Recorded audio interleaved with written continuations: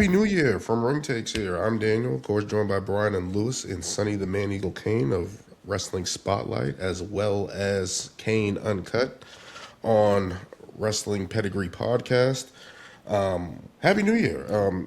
We've been away for a little bit, kind of on a sabbatical, mini sabbatical, taking a break for the holidays. Hope everybody had a great Christmas and happy holidays and entering the new year. But a lot of stuff happening with the Raw Netflix debut again for the year.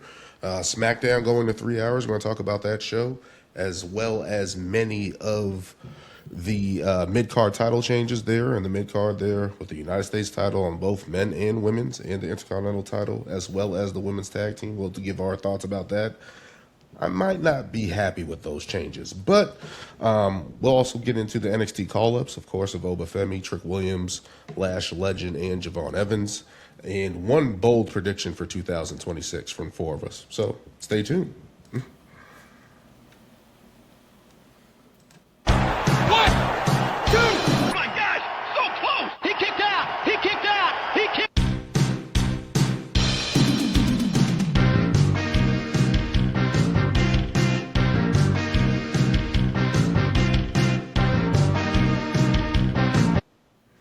All right. We're here, kicking off the new year, of course, with Brian and Lewis. Thank you, Sonny, for joining us as always, making some appearances across the pond. So check out him on Wrestling Pedigree. Check those guys out with Maddie Hawkins and the guys over there. Hopefully be able to join up with those guys soon. But a lot of stuff going on in the world of professional wrestling. Of course, Monday Night Raw on Netflix, Stranger Things happened. We had a big world title match there. Braun Breaker getting his first opportunity there. But CM Punk overcomes Braun Breaker in the World Heavyweight title match. What are your guys' thoughts about that match closing out Monday Night Raw this past Monday? That match was essentially the highlight of the show. It was, very entertaining. I will say this though, as entertaining as the match was, I think I stated this in the chat. CM Punk, what is he? 47, 48 years old now. Yeah, that it's definitely starting to show. It was with these big matches lately. Obviously he's not. Father Time is undefeated. I mean, he's definitely not as crisp in the ring as he was many years ago, and it's starting to show. I mean, the that one suicide dive that he missed at the tail end of the match, the Hurricane Rana that Braun Breaker went for. I guess apparently it's Punk's fault that apparently he slipped and missed. So little spots like that, you clearly seen that obviously Punk's best days are behind him. But aside from that, the match itself was very very entertaining. I know we're going to get into like the entire show. I mean, it was only a four match show, with three of those matches being women's matches. But the main event was definitely the highlight. The run-ins at the end, I guess apparently now Rey Mysterio, Penta, and Dragon Lee are now going to be feuding with the Vision, or Rey Mysterio's been feuding with the Vision for a number of weeks now. But you definitely see that, and I kind of I'm hoping that this was a great step for Braun Breaker, because he definitely did, outside of the Hurricane Rana he missed, he definitely had a tremendous performance. I'm hoping that we're seeing more of him down the line in the world title picture. I saw a report that he might be a favorite to win the Royal Rumble and get another opportunity. So it's definitely something to look forward to. But this match was the highlight of the night. You can even make the case that this match kind of saved the night. I mean, we'll get into it. Yeah, this was a great match. Braun Breaker looked great. My only gripe, and I guess maybe I guess I question the sense of maybe keeping him strong, was the fact that he lost clean to Punk. I don't know if that brings him down a bit or not, but especially with the run-ins and everything, distracting the ref, and then you got obviously Ray and all of them coming out and help out. I'm not gonna lie, I had LWO flashback, but I hope this is a better luchador stable that actually wins and actually gets some momentum. But Braun Breaker he's definitely one of my top picks for the year. He's been somebody that's been a standout since back in NXT 2.0 days, even though I didn't really watch a lot of 2.0, but I still was still keeping an eye on what he was doing.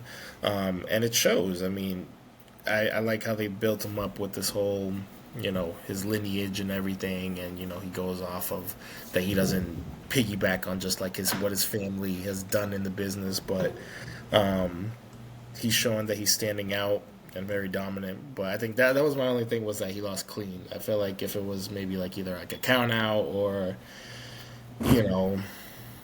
any other where we've seen other times where DQs or something like that or whatever.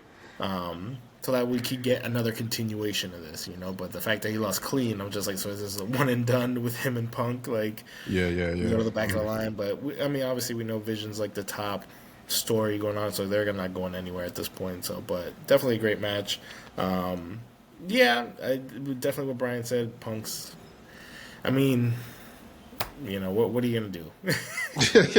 He's 47. I mean, obviously we've never wrestled. Sonny could probably comment more on this, but the cardio and everything that goes into wrestling, like these guys, the fact that they can still do it at this level is amazing. I mean, probably any of us would be gassed in the first 5 minutes, so. Yep. But and I'm one that has praised Punk at this age that fingers crossed he hasn't gotten injured in a while. I did see some stuff about maybe a concussion protocol, and that suicide dive was a little scared because it looked like he did smack his face on the floor. And I was a little worried there. But other than that, still a great match. I was also happy I didn't I feel like Punk has done a couple moves repeatedly in a couple matches, kind of like he does the go to sleep, they bounce off the rope, and then they fall onto it, and then he does it again. I was just really hoping he wasn't doing that, and thank God he didn't. But yeah, very redundant, but still a great match overall, though. Thoughts, Sonny? I thought it was a great athletic match. I was a bit concerned when the locker room came out. I thought, well, we may have a rare first-time beat-up belt change for about 5 minutes during the confrontation of everybody. I'm real pleased in seeing CM Punk's overall performance and showing that he is ready to take on anyone and everyone to defend his title. I would like to see Braun Breaker and Punk go back and forth in a series of matches, guys. When they do that, that brings out the best of the two athletes. And I hope creatives will allow these two to continue to rival. I was very impressed with Braun Breaker.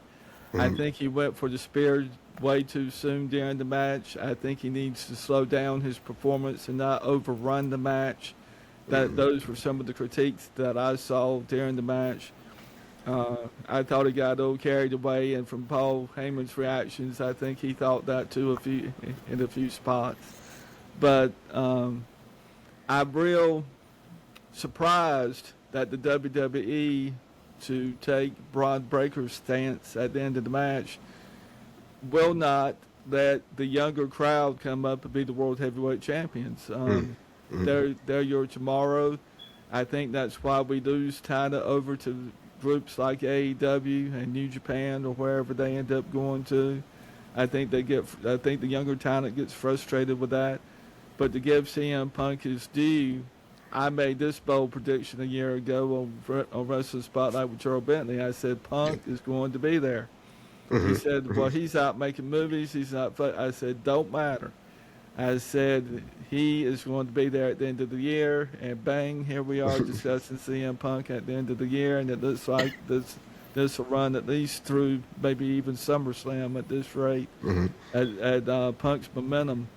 Again, just real pleased that Punk is fully able to stand on his own, and we will see more of Punk, I think, in the coming matches as Tab continues on with his in-ring ability. People talk about the age of the wrestlers, but the age is what matures them. So you don't get to their age as Roman Reigns and CM Punk and not be able to show your stuff. And that's what these guys are showing us. They are showing us the best of their stuff and what they're made of, and creatives are finding it out on them to do that. So hats off to the creative department after the John Cena fiasco. So that's my take on everything. I thought the match was great. I thought it was a good showcase for both of those guys. I think, let me say this, the mess up on the Hunter Carano off the top rope, I felt like he was just moving too fast. Apparently, if that was CM Punk's fault, I thought it was Braun's fault at that point, because it was like, I just felt like he's in the past and stuff like that, when he's done it, he's hit it clean before, of course. But there's been times when it's got close where it's like, okay, you're maybe moving a little too fast or didn't get up on top of the guy to fully pull off the move. But I thought they recovered really well. I think this match, and I think we talked about it with the Leon Slater match with AJ Styles at Saturday night's main event, these guys are doing a better job of covering up those mistakes. And I feel like that's the best thing about it, because mistakes happen in the ring. No one's going to be 1,000% perfect. So when those little things happen, the way they cover up for it, I think is a good way they do it. I thought it was just a good, not David versus Goliath as Beast versus Badass as NXT, as WWE tried to market it. But I thought it was good tell of old versus young, the new dog versus the old dog. And I think that's the kind of angle CM Punk has been playing. Like, he's the old dog, like we're trying to see how much he has left in the tank. I think that's adding to his character and his fighting spirit. And I think it's a good story to tell, because how is he going to defeat this guy, Braun Breaker, who hasn't missed since being on the main roster, right? He's been on full tilt, in the words of Jacob Fatu, all gas, no brakes, on Monday Night Raw side. He's been killing it and has been a monster and has been sparing everybody and taking out Roman Reigns and taking out all these guys left and right. So how is CM Punk's going to counter that? And we saw it took a mistake from Braun Breaker and CM Punk capitalizing on that. I thought the match was great. I think it's a good indication of where Braun is to be in that to be in that main event spot at that moment and get that shine.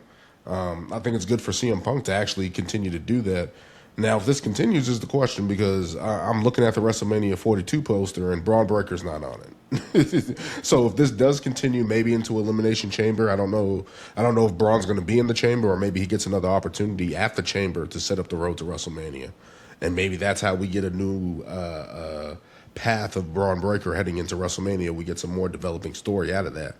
But yeah, just as seeing the Elimination Chamber is in Chicago, so that's Punk's hometown. So definitely I wouldn't mind them running it back, or maybe even at Saturday night's main event, which takes place on the 24th of this month. So there's definitely time that they can give Braun Breaker another shine there and give him another shot. So definitely interested to see how that goes. It went for about a half hour. That really impressed me at the end of the show. I wasn't expecting it to go that long. And especially with all the ads and stuff like that, for those guys to get 30 minutes, I'll take it. Yeah, but Punk coming out with the Leatherman jacket, reminiscent of the Steiner brothers, I popped huge for that. I mean, I love when wrestlers do those things. I think Kevin Owens is the very best at it with the shirts that he wears. Yeah. Based upon the opponent's faces, I love when they do little subtle things like that to kind of get into somebody's head. I love that stuff. I think who used to do that? I think Rick Rude used to do that. Ultimate Warrior used to do that. Just to taunt the opponent. That's a different element of the story, but I thought it was a nice touch with the Letterman jacket. I thought that was awesome, and I wish more wrestlers do that, especially when they're heated bouts that are about to happen, even if it's a one-off or whatever the case may be, just to show that there's a little bit of edge or mind games or a little bit of psychology played between the two. Seth did that a lot. I mean, remember wearing the polka dots against Cody? Like, he wore the Shield outfit against Roman. So I definitely like when they do that, because especially it plays up on the history and stuff like that. So Definitely awesome to see. We'll see if Braun Breaker gets another opportunity. It looks like he was devastated after that loss. There was no vision around him. Those guys got taken out by Dragon Lee, Penta, and Rey Mysterio. Rey Mysterio throwing Bronson Reed over the rail made me laugh because Rey Mysterio's 5'8", 7", pushing Bronson Reed over the top. That made me laugh. The thing about Penta is going to be the first Mexican luchador to be world heavyweight champion in WWE. That's one of my predictions. Who did you say? Luca. Not Luca, but Penta. I'm sorry. Penta? I hope so. He has a lot of star power. He came out with a rocket on his back, and he's still riding. So. This made me, when those guys all came out, I was like, I wonder if the Vision's going to go down to AAA. When they did that, like, you know, even if it's a one-off or a six-man tag or something like that, that was the first thing when I saw those guys. And he's 40 doing it, so he's got some age on him. Yeah, so if they're going to capitalize, they have to do it soon. Within at least couple. And it's complete. At least do it within the next couple of years. But it was awesome to see those guys. We're obviously going to get more of that, probably heading into the Chamber and stuff like that. Maybe even Saturday night's main event between all those guys. So we'll see what happens with that. Let's keep moving on to thoughts on the presentation of WWE Raw Stranger Things. Now, how did you guys feel about the overall presentation of the show? I know they're trying to bring in Stranger Things ties to it, but how did you guys feel about that? Did you guys like that, or did you guys hate that? I personally did not like it. Let me ask this question. How many of us have actually watched Stranger Things on Netflix? I have. I'm actually watching it right now. I got through 2 seasons, and then I stopped. I'm on the final season. I'm watching. I'm with Lewis. So I haven't watched Stranger Things at all. So this is my first time being like exposed to this. I knew somewhat of it. I've been on Netflix a couple of times. I have read like the info tab about it, but it definitely wasn't something that I was into. I honestly felt like this should have been saved for like a Halloween themed episode. They could have really did some interesting things with it. I mean, if you're gonna do cross promotion on the very first episode of Monday Night Raw for the new year, was Stranger Things like the right partner? I understand it's a popular show on Netflix. I think it's been a top show for a number of weeks since the new season came out. I understand that business aspect of it, but I don't. But everything that they did, the presentation, the just look of the show, it just felt very Halloween-esque for me. It's something they should have done back, saved for October or something. I just felt like for a show, for the first Raw of the year, I felt like that presentation took away from the show a lot, because a lot of people were more focused on Stranger Things than the actual WWE. And after the year that they just had with all the criticism and everything, I feel like that's the last thing that they should have done. So I wasn't. Maybe that's why they did it. See, I question a little why they would do WWE Stranger Things crossover, because it's like they're not. I mean, mind you, the show's in the 80s, so obviously, you know, the height of wrestling back then, you know. But I also understand why they did it. You know, the finale came out New Year's Eve or New Year's Day. So obviously you got the first Raw, which is on Netflix. They're trying to promote the hell out of it. And obviously, that was my issue with it, because it already came out. you know what I mean? So obviously, my guess is probably look at the amount of fans we know people are watching WWE. Get even more eyes on Stranger Things, even if you don't watch it. Cross promotion. Exactly. People who watch Stranger Things might tune into WWE. Exactly. It's all about getting more views, more eyes, both sides. You know, and like Brian said, yes, the aesthetic is more dark. Yes, it looks very hot, but that's literally the aesthetic of the show. And like what you saw in the beginning with the upside down, that's literally what it is. It's like you have our world, and then kind of like the upside down, which is literally the same thing, but everything is just like dark, apocalyptic, like shithole, whatever you want to call it. But I mean, Yeah, it wasn't my favorite. Yeah, it was cool. I mean, I'm not gonna sit here and say I'm the biggest stranger. I like the show. I thought it's a cool concept and everything, but it is what it is, and I understand. It's the whole Netflix thing. It's all about getting more people to watch both things and promote things across. I thought it was cool. It has its fans, so My it is what my it is. detractor from it was the chapters that they were saying. When the last match, when they say the Beast versus the Badass, I'm like, oh, does this mean that we're gonna get Brock Lesnar? He's the Beast, right? Like CM Punk's not the Beast. You know what I mean? So that was the You didn't little. call CM Punk a beast. He's not. It He's not. should have been the Punk versus the Beast. Like it should. Yeah, that's what it should. It should have been some variation of that. But Yeah. I thought we were getting a return of Brock Lesnar. That was the thing for me. No returns on this show. Yes. Can We discuss this show as a whole? we can start it off right now, but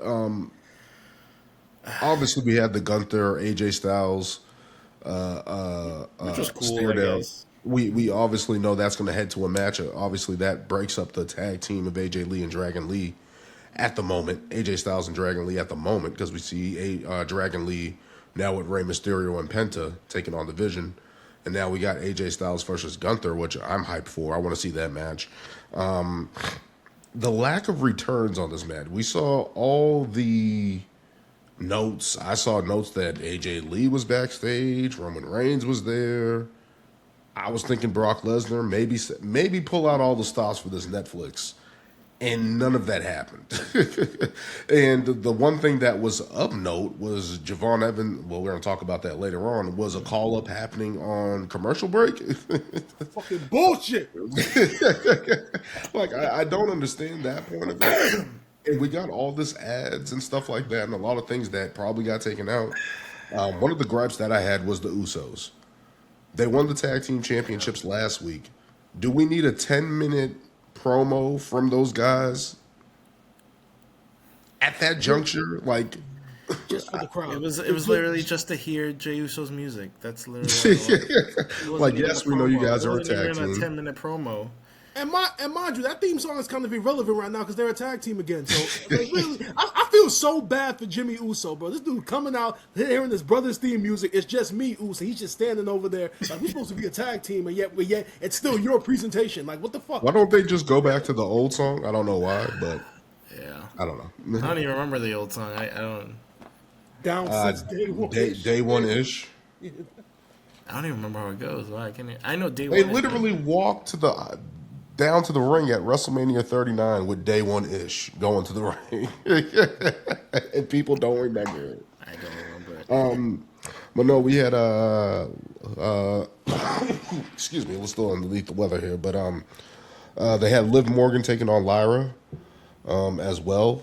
I think it was a good showing for Liv, at least. I think Lyra deserves more. I think Bayley deserves more.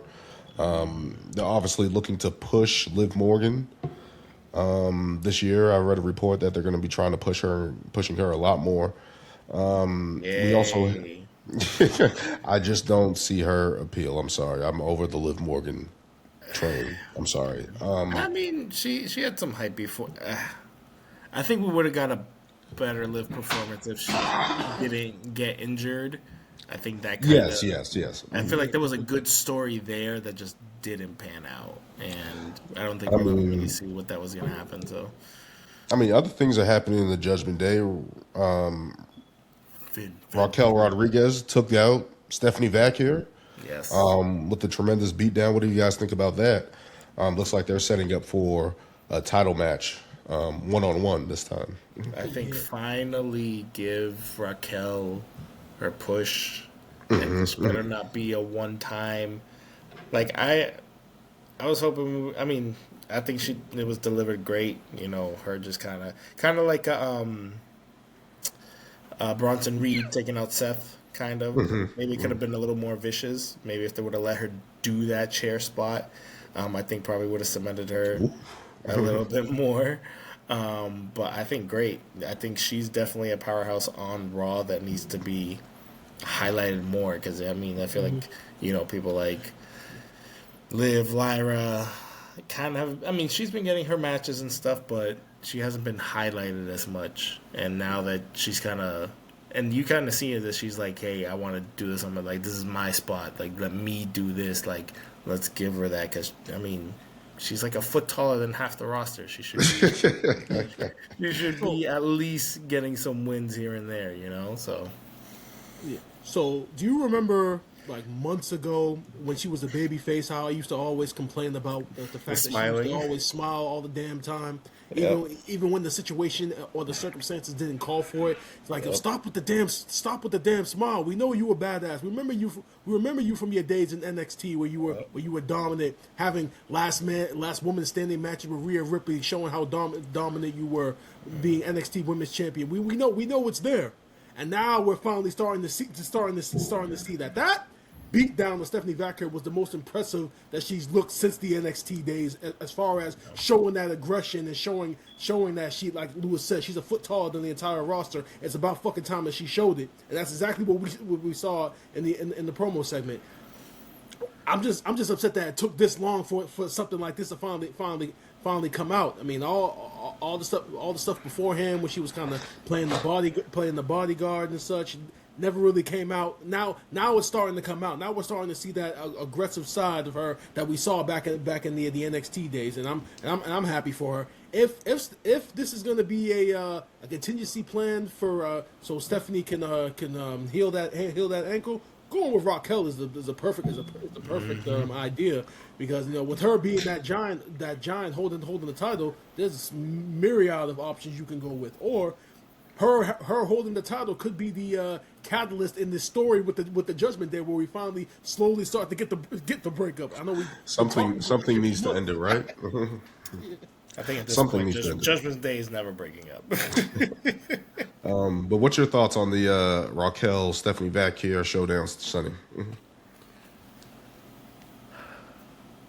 I've thought about this, and I think anytime people get attacked on an injury, I think it's in poor taste. I think they overshoot their issue when it's not an in-ring type situation. I think she should be at least pulled to the side for her action overall. I mean, it was an out-of-the-ring conflict, and actually, Stephanie is my champion of the week on Wrestling Spotlight this week for the way she handled herself during the whole affair. But this is where the fans sometimes begin to get things blurry a little bit in their eyesight of how business is actually done. People are really truly jealous of the champions, whoever they are. They want the title. They want to be that number one athlete. They'll go to any measure to do it. It's a different day now than it was in my time. In my time, if you attacked the champion outside of the ring, you were suspended. You had to pay a fine. I mean, it just went on and on and on to the point that it almost didn't fail to happen as often. I think Stephanie's probably hurt from the attack. They have reported that at any rate, and I hope she gets to come back and prove herself. And it wasn't just a fluke deal.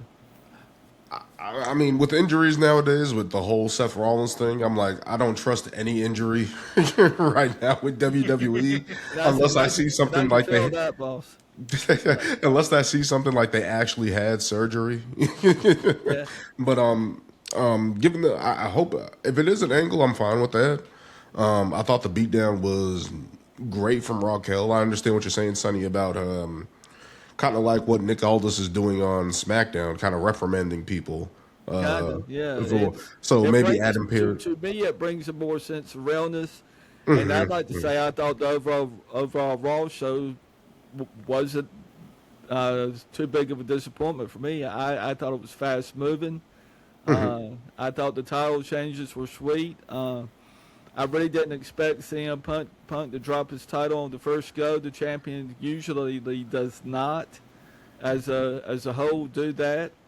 So I could kind of look at the card after a few minutes going into the card, not saying I'm perfect, but I could kind of go how things might end up going. And that's what I did on Raw. That's what I did on SmackDown. 3 hours on SmackDown. So, wrestling is back full steam this year. I even got the cross-promotional. So what they were trying to do with the movie, what they're trying to do is get so mainstream, guys, I think, that it appeals to more people, that they can sit back and say, well, now we're drawing in the younger generation into this thing, because just like in anything you do, any business, you want the younger generation involved to the point that they upgrade the business level, because they are the customers of the bar. And I think CM Punk was filming a movie. I think he was. That's why he was gone for the past couple of weeks. But yeah, I see what you're saying, son. So that's my spin on it. I'm not crazy about the WWE logo being off the center of the mat. I've expressed that a time or two on X. Yeah. I'm used to seeing it there. The Slim Jim ad is a little bit of a trade, I think, in taking the logo off. I think they thought, well, that's wrestling too, because of Macho Man Randy Savage, and it sort of kind of is.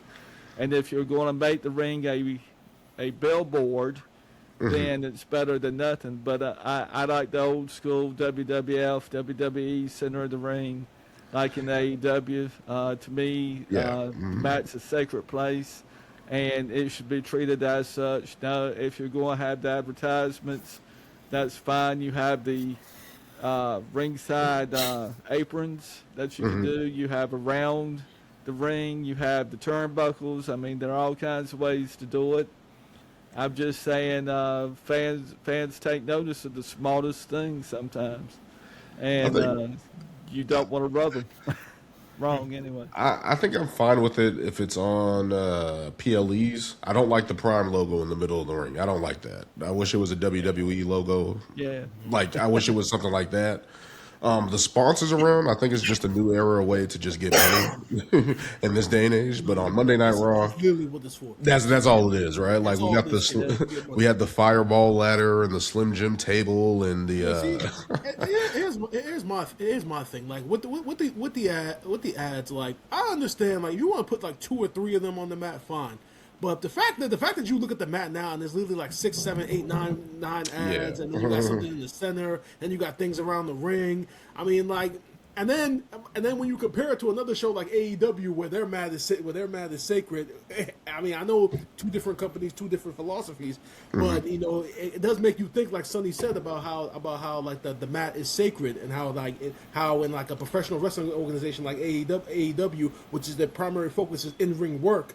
Why their mat remains the way it is compared to the to WWE, who's all about bringing in that revenue. So it's money. Yes, sir. Interesting. Yeah, it just makes me think. It just makes me think all the money they're bringing in. Roddy in March, not to cut anyone off purposely, but Raw's coming to Roddy in March. Where I used to sit was not at the WWE shows, but the NWA shows, was in the sections around the ring, guys. And it was like $20 a pop or something like that, maybe 30, depending on how close up you were, et cetera, et cetera. And that went to Mom Star, Dayton Flair, and then we got in free. But anyway, a back row seat, Lewis. Center of the ring where the guys come down the ramp at. Take a wild guess at how much it costs per person. Then 3 you back then or today? Today. $300. $1,580. Yeah, I guess I'm not paying for Sit in that. that chair. And that's not in the front row. That's the nosebleeds of the front row center section seats to see those stars walk in. I wouldn't pay it if I had the money. That's the thing. That's the thing. I'd go in back of the stage as they walked in the door to say hey to them. I wouldn't try. Seriously, I wouldn't do it. That's the thing. That kind of pisses people off with all the ads and stuff. It's like, you guys are bringing in so much money. Yet regular everybody else out. Yeah, like regular people can't go to your shows, and I think this is a whole different discussion. But since we're here, it's like they're pushing into luxury. It's like, how can I compare? It's It's like the when UFC model. If you try to look at any UFC that comes around, their tickets are. That's some people's monthly income. I mean, yeah, like when you see, it's like when they get a new stadium and stuff like that, and they start pricing out the rabid fans, the local fan base and stuff like that. right? They're trying to get into a different clientele. It looks like with the pricing. Oh yeah, scheme. they're trying to bring back the stars of old back into Yeah, it. So yeah. That's where I It's think almost- it's heading. And It's almost like Super Bowl clientele. Like you know Yeah. how they always talk about people who go to the Super Bowl. Only Yeah. people who go to the Super Bowl are the fans that are like making six figures a year, and then you got the celebrities and everybody else. But if you're not Yeah. a celebrity, if you're not a celebrity, and you're not making six figures. Don't even bother going to the Super Bowl because that's how expensive even the nosebleed seats are. It almost feels like that, like they're doing it that way, bro. And then they're playing a dangerous game with that because they're bringing in money, but but they're pricing out like the families. The families like Vince McMahon back in the day, he lowered the prices because that's what he was trying to draw that family audience. I mean, he was doing that to get an audience, right? You wanted to, if you got the kid, the rule is if you got the kids, then you got them, right? Because the kids are always going to want to go. It's a ticket that parents can afford. You can afford $50 tickets for 4 seats and take your kids to the show. So that was just a strategy to get an audience, right? Like, if you got the kids, it was easy going from there because then you can always just market to those kids, to those parents, like it's something easy to do. Now it's like, it's kind of pricing out those people because it's like now you got to pay for. You're talking about the tickets alone. You're not talking about food if you're hungry. You're not talking about a drink. You're not talking about and parking, if you want cheap, it's like getting to the $300. stadium, et cetera, et cetera. It's not cheap, but definitely something they're gonna have to. Either it's gonna keep growing into a different monster, because I remember always thinking like the big shows that you had to go to was like the PLEs or something like that. But WrestleMania was the one that was like, okay, that's understandably at a price range, right? Because they're in stadiums, they're doing it bigger, better than ever. Now it seems like it's every show, even if it's a we're live. getting all this money, and we're not going always to Madison Square Garden. We're not going to the bigger gardens. We're still playing the same areas, and They're I don't going to understand where Worcester. all the money's going. They're going to Worcester and these regular mom and pop towns, and they're still charging a lot. So it's like, where's the? I guess you can go to NXT shows. I guess that's the the trade off. Yeah, definitely. But just one more thing to go back to Stephanie Vacker. There's one thing that I wanted to bring up. At this point, anytime she's going to the ring to make a promo, we don't need to see Jackie Redmond in the ring. Yes, I don't know why they do I that. don't understand why that's the thing. Like, well, we can understand. She doesn't need Jackie in the ring to get her point across now. At this point, like, I don't know about you guys, but I can clearly understand Stephanie Vacker when she's talking. Even when she mixes in a little broken English in with her Spanish speaking, I still understand what she's saying. I don't need Jackie in the ring to help out with that anymore. Like, they need to trust her right now and just let. My thing is that they can, if they are so worried about that, they can do backstage segments. Like that's how you get rid of it. Yeah. Like if you're that concerned about it, do a backstage segment. Backstage, yeah. You can do it. You can cut it how you want. You can play it for the live audience and make it seem like it's there.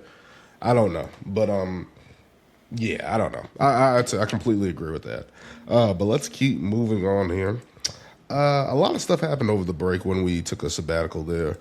Title changes galore. New United States champions, new women's tag team champions, new IC champion on Raw this past Monday. But I felt that it would be smart to talk about Carmelo Hayes. Had a banger of a match with Ilya Dragunov to capture the United States title. Last week had a banger of a match with Johnny Gargano, who can still wrestle people. Let's not forget about what Johnny Gargano has done in NXT in his wrestling career. That showed it. But what do you guys think about Carmelo Hayes finally getting that United States title around his waist? Finally. Lee. I think that's exactly what Daniel said in your videos. It's about time. He's right? undecided. And in 2 weeks, and in back-to-back weeks, the man has had two, like Daniel just said, they're two banger matches, and like those were NXT takeover style matches that he had with both Gargano and Dragunov. I mean, I didn't expect that he was gonna beat Ilya Dragunov. I thought like it was with the Dragunov it was gonna be something where they're still trying to like establish that that he's back and how physical he is in the ring and such. I thought it was gonna be something that was gonna carry into WrestleMania. So the fact that they pivoted that way and went with Carmelo Hayes, I'm impressed. I'm excited because it's like Daniel said, I got to a point where it was just like, okay, you guys drafted him. He was a top 5 pick on Monday on SmackDown. You put him in that pairing with the Miz, which may or may not have worked. Some people felt it worked. Some people felt it didn't work. And it felt like for the longest time that he was just lost in the shuffle. And it's about time that somebody back there finally took their head out their ass and realized what a great talent he is. Realized what he had done in NXT, and just thought, okay, let's just put the title on him. And I'm glad that they went in that direction, because as you clearly saw from back-to-back weeks, I mean, the man can go in the ring. The man has the character. The man has the swag. I mean, Carmelo Hayes has it all, and he stated that he's going to continue these U.S. Open challenges. So that's even more impressive in of itself. So I'm glad that they finally pivoted and went in that direction. Do we think he's better though as a heel or a babyface? Character-wise, a heel. Yeah, because like it's funny that like he wasn't the whole heel persona from the jump, coming in cocky, the young buck, I got all this, and I guess that's kind of why the Miz pairing kind of worked, just like the cockiness together. I think it did do some favors for him. I mean, highlighted him more, got him on TV. They had their own little story. I think it was great that I'm a huge Ilya Dragunov. That guy shows power, strength, like ridiculous. And now that he's even bigger, it's like his power is on another level. I did not expect them to pull the trigger and give Carmelo Hayes the win. And I think I was pissed because I saw because I watched SmackDown after it aired, but then I saw that he won the title. I was like, oh, well, either way, I'm still gonna be happy to watch and see how he won. But it was great, and it's like a feel good moment to see like someone that's well deserving actually get the title, and you're like, all right, these just keep it going. And that match with Johnny Gargano was top notch as well, and it's crazy that we haven't seen Johnny wrestle like that in so years. It's been years. So it takes not having Tommaso Ciampa around for them to finally realize who Johnny Gargano is. Johnny wrestling. You see the reports that apparently when Ciampa's contract is up, he's not going to re-sign. So if Johnny's going to be solo, I mean, if we're going to get performances like this, I mean, damn, I mean, shit. No disrespect to Tommaso Ciampa. I mean, I love him as a talent and as a heel, but damn, shit, go ahead and leave then if we're going to get Johnny Gargano. I mean, I've been waiting for the longest time for them to. I've been asking, when are we going to get NXT Johnny Gargano? When are they going to get that guy that pretty much is the heart and soul of NXT? I've just been waiting for them to finally decide. Like, okay, are they gonna do it? I mean, because the in-ring ability backs it up. So, and it's just a matter of them giving him the ball. I think this also just speaks to the state of WWE, where I think Sonny might have touched on it. Like, we're not giving these call-ups or people who have been in the mid-card even chances to get up to that next level, because it's everybody who's been there has been there the last 5 years. Cody, Roman, Drew, Seth, Brock, it's the same. And just now we're getting Braun. I mean, who else that's new is actually been going for the title? Let me say this: I don't mind Drew being in that spot. But I just hope he wins at some point. No, that's I'm sorry. that's the difference with Drew. Like, I'm gonna say I love Drew, but I think we have discussed this on length in this show, and he has lost so many At length. We talked about this all of 2025. We talked about this for a full year last year. And you know what?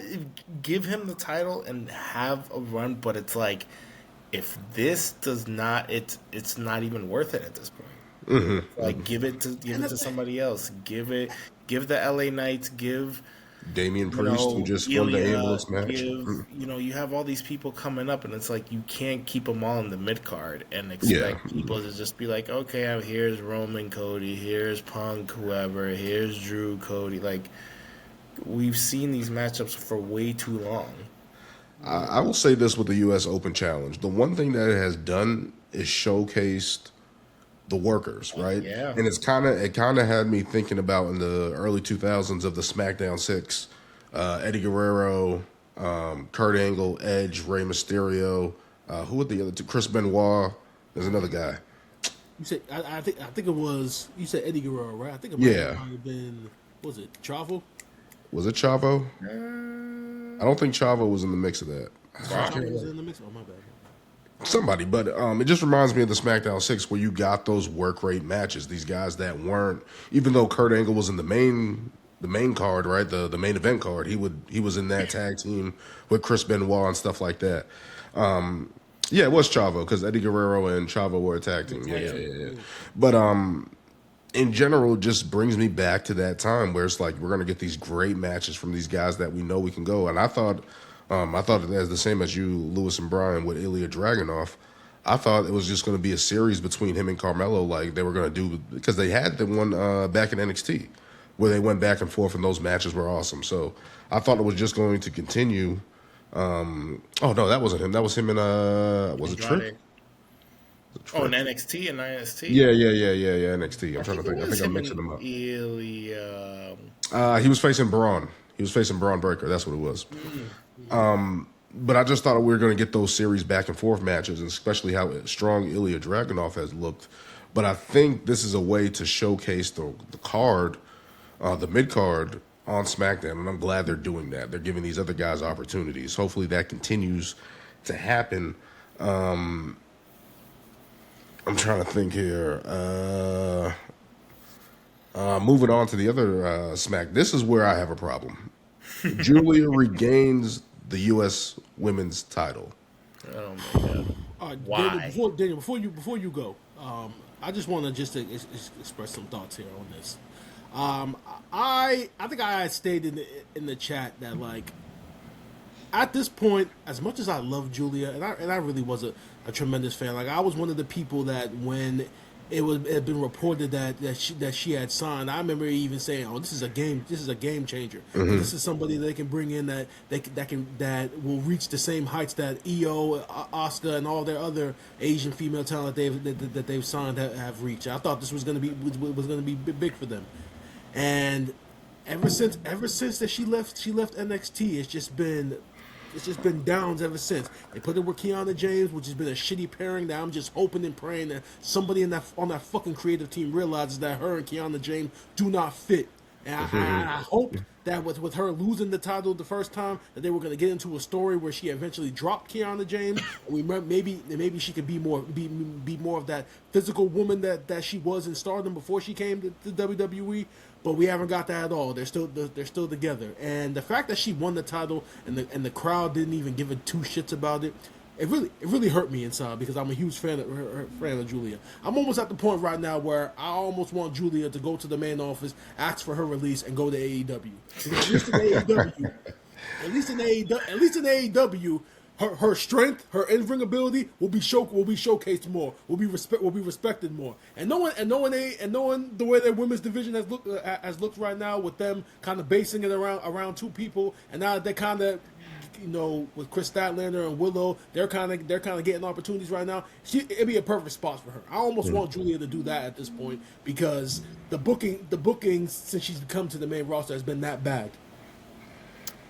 Yeah, and I said this too. I'm like, whoever whatever they saw in Julia beforehand, like her strength, they're not highlighting it in any way. And again, I wasn't one that was watching 2.0 like that, or even after the 2.0. But when they brought in Julia, and I was like, okay, she looks kind of cool. But then I don't know what it was. Stephanie Vaquer just kind of overshadowed her. And I know they had their little back and forth, but I didn't see what was. I don't know. I don't know if I'm just, maybe I need to watch her previous work, but I didn't see what was really exciting about her. And then I, I don't know. I feel like every new star that comes up is like you either have to have like not even just a move, but like either some type of something that makes you stand out. And I just never really saw that with her. And then when they brought her up, she won the title, and I was like, okay. And then they brought her up, and I'm like, I don't see what she's bringing to the table right now. And then they're not doing her any favors right now on the main roster. So I was definitely not happy with Chelsea losing that title. Chelsea should have definitely there was no point in her dropping the title in the first place. Then I don't understand these short reigns. They do more damage than they do. I mean, I get you're either trying to go to some certain direction, but it's just like the flip flopping is never a good fit. So Yeah. and I mean, we have another short reign to talk about as well. So Yeah. But what do you think about Sonny Julia picking up the United States title? Does that help her? Does it add anything? I think they're doing a injustice to a lot of women on SmackDown right now. But what are your thoughts on it? Well, I'm a Green fan. I like Chelsea Green a great deal at this point. She's impressed me as a competitor. Her ability to stay in the front running of things has really appealed to me during 2025. I thought it was a sudden change, but as far as the show went, it's to be expected. I think Green will end up getting it back. I'm impressed by how Green can stand on her own without the help of outside interference. That has really impressed me as a former wrestler. Anytime I see that in wrestlers, I tend to lean forward to pay more attention. Green has gone from NXT back to Raw, back to NXT, so she's making appearances all around. She's aligned herself a little bit with Ethan Page, which I'm okay with that storyline. I think Ethan Page is going to be the next breakout star in 2026 from NXT. I think he's there. I think his interview skills, even as of tonight or last night, show he's more than ready to go up at this point in time. I think the days of long reigning champions are probably behind us. I don't think we're going to have any more Roman Reigns type 4 years or however long he held it champions at this point. I think the thing is the quicker, shorter title runs. I'm real impressed with the men's U.S. Championship Open Challenge matches. Dragunov has been a great champion. I think he'll retain it again at some point. It brings a sense of realness, I think, to the competition in the sport of wrestling. And I think that's where creatives fail to see the mark on their creativeness sometimes. They have gotten so bogged down with tell stories of what goes on backstage, guys, that we have walked too far away from in-ring competition. And that's really frustrating to me. I'm hoping with whatever comes out, if there is a buyout from TKO in 2020 during 2026, that if it comes to be that they will go back to more in-ring competition.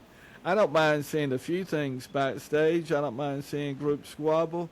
I don't mind boyfriend-girlfriend things, but in the ring should be head-up competition.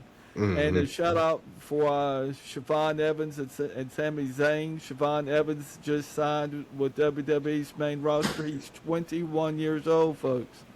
21 years old. I think that makes him almost if I'm not mistaken, that almost makes him the youngest guy to sign with WWE, I think. One of, anyway.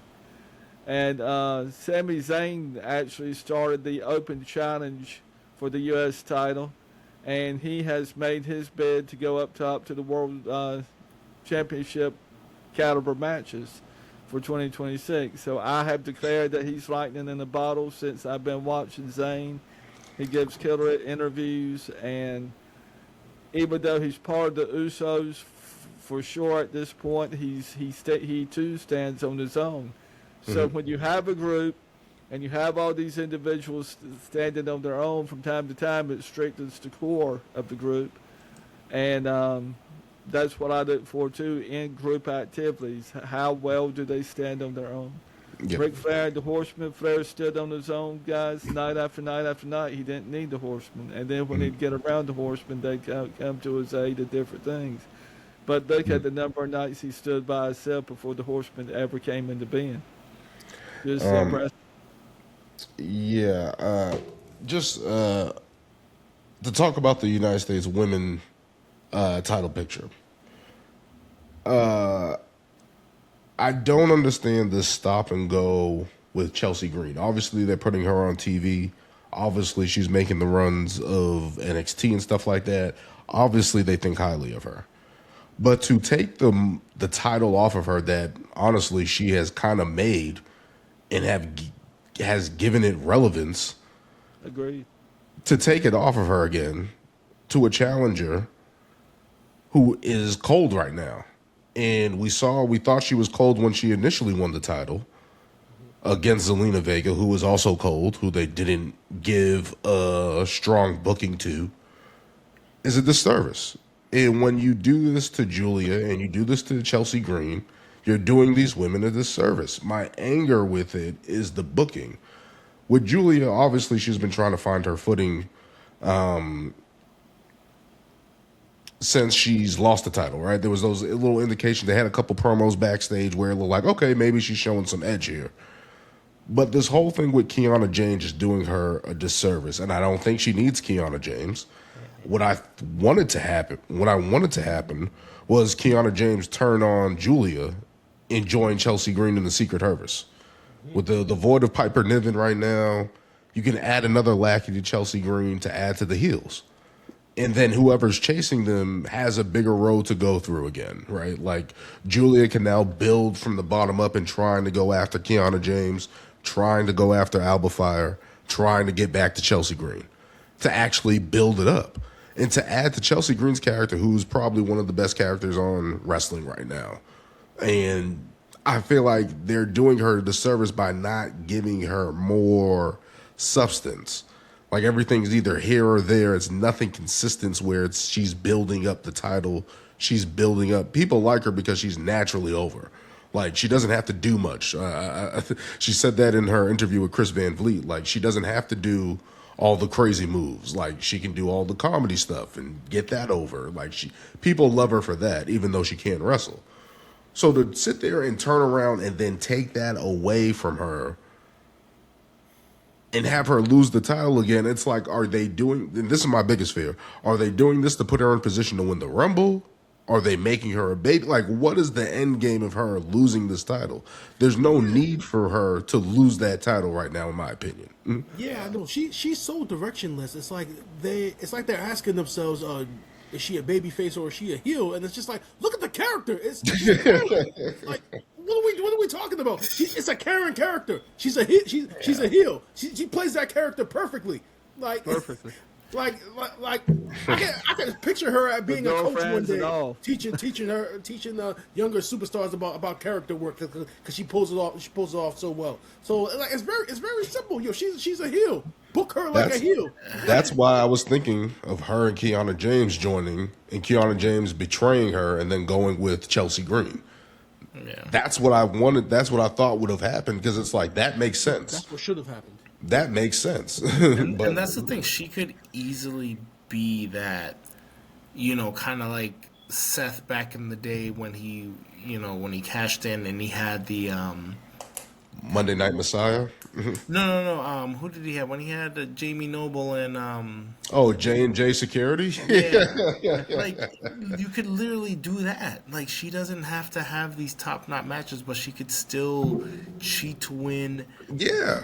She could easily be used in the top spot like that, but I don't.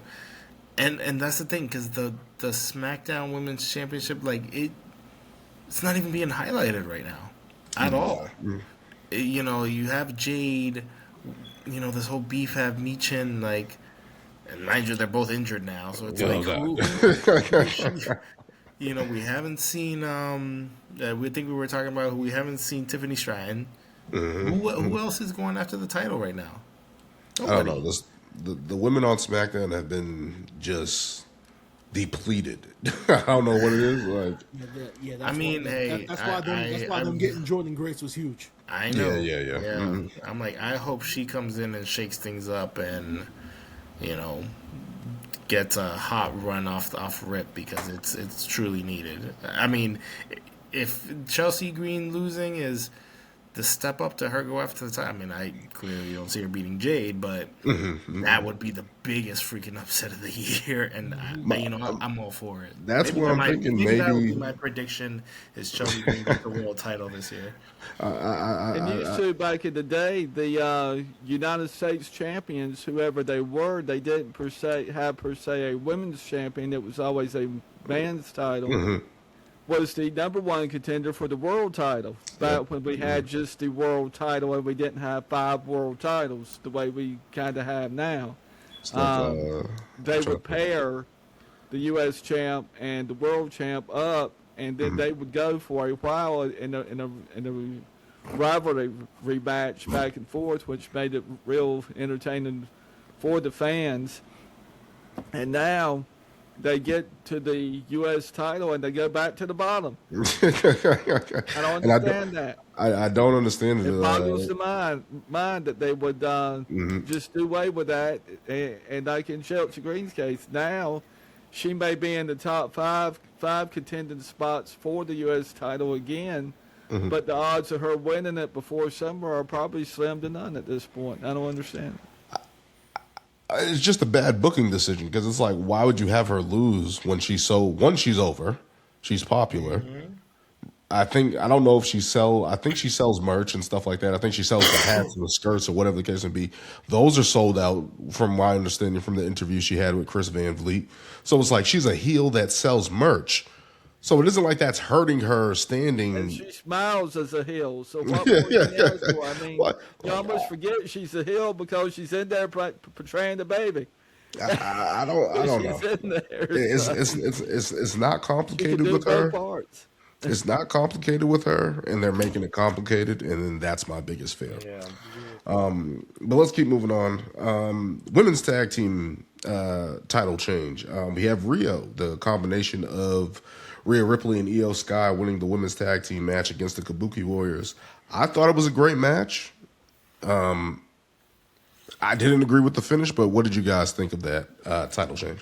I have a question about the match.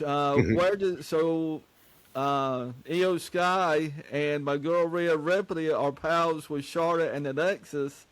Where does this put them in the mix of things?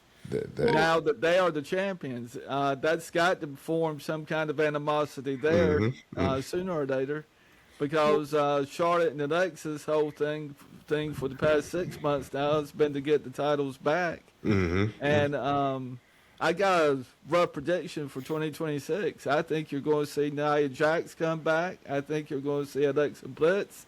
And I think you're going to see Charlotte battling over the World Championship title. I think that's going to flip 2, maybe 3 times in 26. Well, they teased right after War Games, matter of fact, between Rhea and Io and Charlotte and Alexa, that okay, we were a team at War Games, but now we're going back to our own individual goals as teams to go after the tag team titles. And the one team wants an opportunity, they want an opportunity, so they've been teasing this up for a number of weeks now. And I actually wasn't too surprised that they went in the direction of Rhea and Io. I just looked at it from the standpoint of, of who the other teams are in the division. More specifically, the team that comes to my mind is Nia and Lash. And I just thought the first thought that came to my mind is, okay, eventually Nia and Lash are going to be tag team champions. I know it's coming. I know it's coming. Nah, it's getting serious. I'm telling you. Would it mean more taking it off of Rhea and Io or taking it off of the Kabuki Warriors? Which size-wise, you look at the matchup. I mean, Lash and Nia should win inside 3 minutes, even with how tough Asuka and Kairi Sane are. But still, that was my thinking. The fact that we got this strong heel team in Nia and Lash. Eventually, they are going to win the titles. It means more if they beat Rhea and Io for them. So from that standpoint, I wasn't too surprised. I mean, they've kind of cooled off on the whole Asuka and Io the of this feud. I know Asuka has still been putting out stuff on social media, putting out those videos about her and Io Sky's relationship, with her being the teacher and her being the student. They've kind of cooled off on that a little bit. So I'm not too surprised. It was a great match. It was a great match. One of the highlights of the show. Great way to kick things off. Yeah, I didn't like the booking because I understand what they're trying to do. They're trying to skyrocket the tag team champions championship prestige, right? You put it on Io and Rhea, who have had bangers over the last couple years. That's going to add prestige to those titles, hands down. That's going to put them in the power trip, a power play. In terms of popularity, getting that over. Understand that. But to have the Kabuki Warrior, I think they lost last week on SmackDown, the 8-woman tag. To have them continue to keep losing and then now they drop the titles, I just don't like that. I think you should always book the champions in a position of strength. You're just biased because you're an Asuka fan. Also a Kairi Sane fan. Like, I like both those women. But the fact that they booked them so weakly and then for them to drop the titles, it's like, Did Kairi Sane get pinned in both surprised. matches? Yes. Okay. I was very surprised. Okay. So if she's the cause, if she's the one that's getting pinned, okay. Now they're gonna get into that whole Oscar Kyrie. The Oscar abusive storyline with the Kyrie. Yep. I know it's very easy. You can go in that direction now because saying that, like, I haven't been losing, you've been losing. So Yeah. Well, So I maybe think that's that comes partly from the Philippines or where Acosta is supposed to be from, that they really mistreat the women overseas from time to time. And I think WWE was trying to bring that out in their current storyline with that. Oscar, but it got overplayed. I mean, it was just all the time, and it went from a few times during the involvement to every time you see them. And it became a running gag. A little gimmick, like a little Yeah. Kind of like a Devon type. Yeah. I want to see. This is where I don't know. WWE needs to make a shirt. They need to make a shirt of Asuka screaming Kyrie. They need to make a shirt. Fantastic as a heel. Yeah, I mean, she plays the part like nobody. She makes I you think hate her. They're definitely doing a great. I think that's for the her first. job. I think for the first time ever, we actually have a women's tag team division. After I want to say not maybe last year, but the year prior, we were like, who the hell are the tag teams? And now I feel they've actually been featured more than ever. And I'm happy that, more of these teams and more of these women are getting highlighted, because at one point we had 3 teams fighting for these damn titles. And I think it's great that, we got Nia Lash, we got the Kabuki Warriors, we got Bailey and Lyra, we got Charlotte, Alexa. There's a lot of teams right now that all want these titles, and they're all asking for or trying to get title shots and stuff. So I'm glad that we're finally getting some type of tag. I was kind of thinking that maybe we're heading to Elimination Chamber, but that's too many chamber matches. That's too many chamber matches. I You could don't. do I don't three know, chamber man. matches. This year, I think. You know what, dude? Versus I would years not gone be by. against to more chamber matches, and I don't get why. We had that tag team chamber match one time. I don't know why it has never been visited again. I think it's actually needed because Yep, I yep. think that just gives tag teams like a great highlight in something like that that's not regular. So that's just me. Yeah, that's what I was thinking because I think that initially to win the titles, I think that was the first thing they had to go into the Elimination Chamber with the Boss and Hug connection with Bailey and Sasha Banks all those years ago. And then I think the New Day, I think Ryback had one for the Intercontinental title, and then there was one with the New Day that I think they had a tag team one. But they haven't really gone Yeah. to it too much, and I wish they did because it would give guys a lot, especially on SmackDown.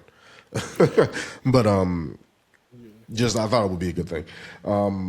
But I'm really thinking. I hope what they do, if these women are not going to go back into the, if they're not going to have Rhea Ripley and Io go after the world title and stuff like that, and go after a single competition, this should be a fatal 4-way at WrestleMania.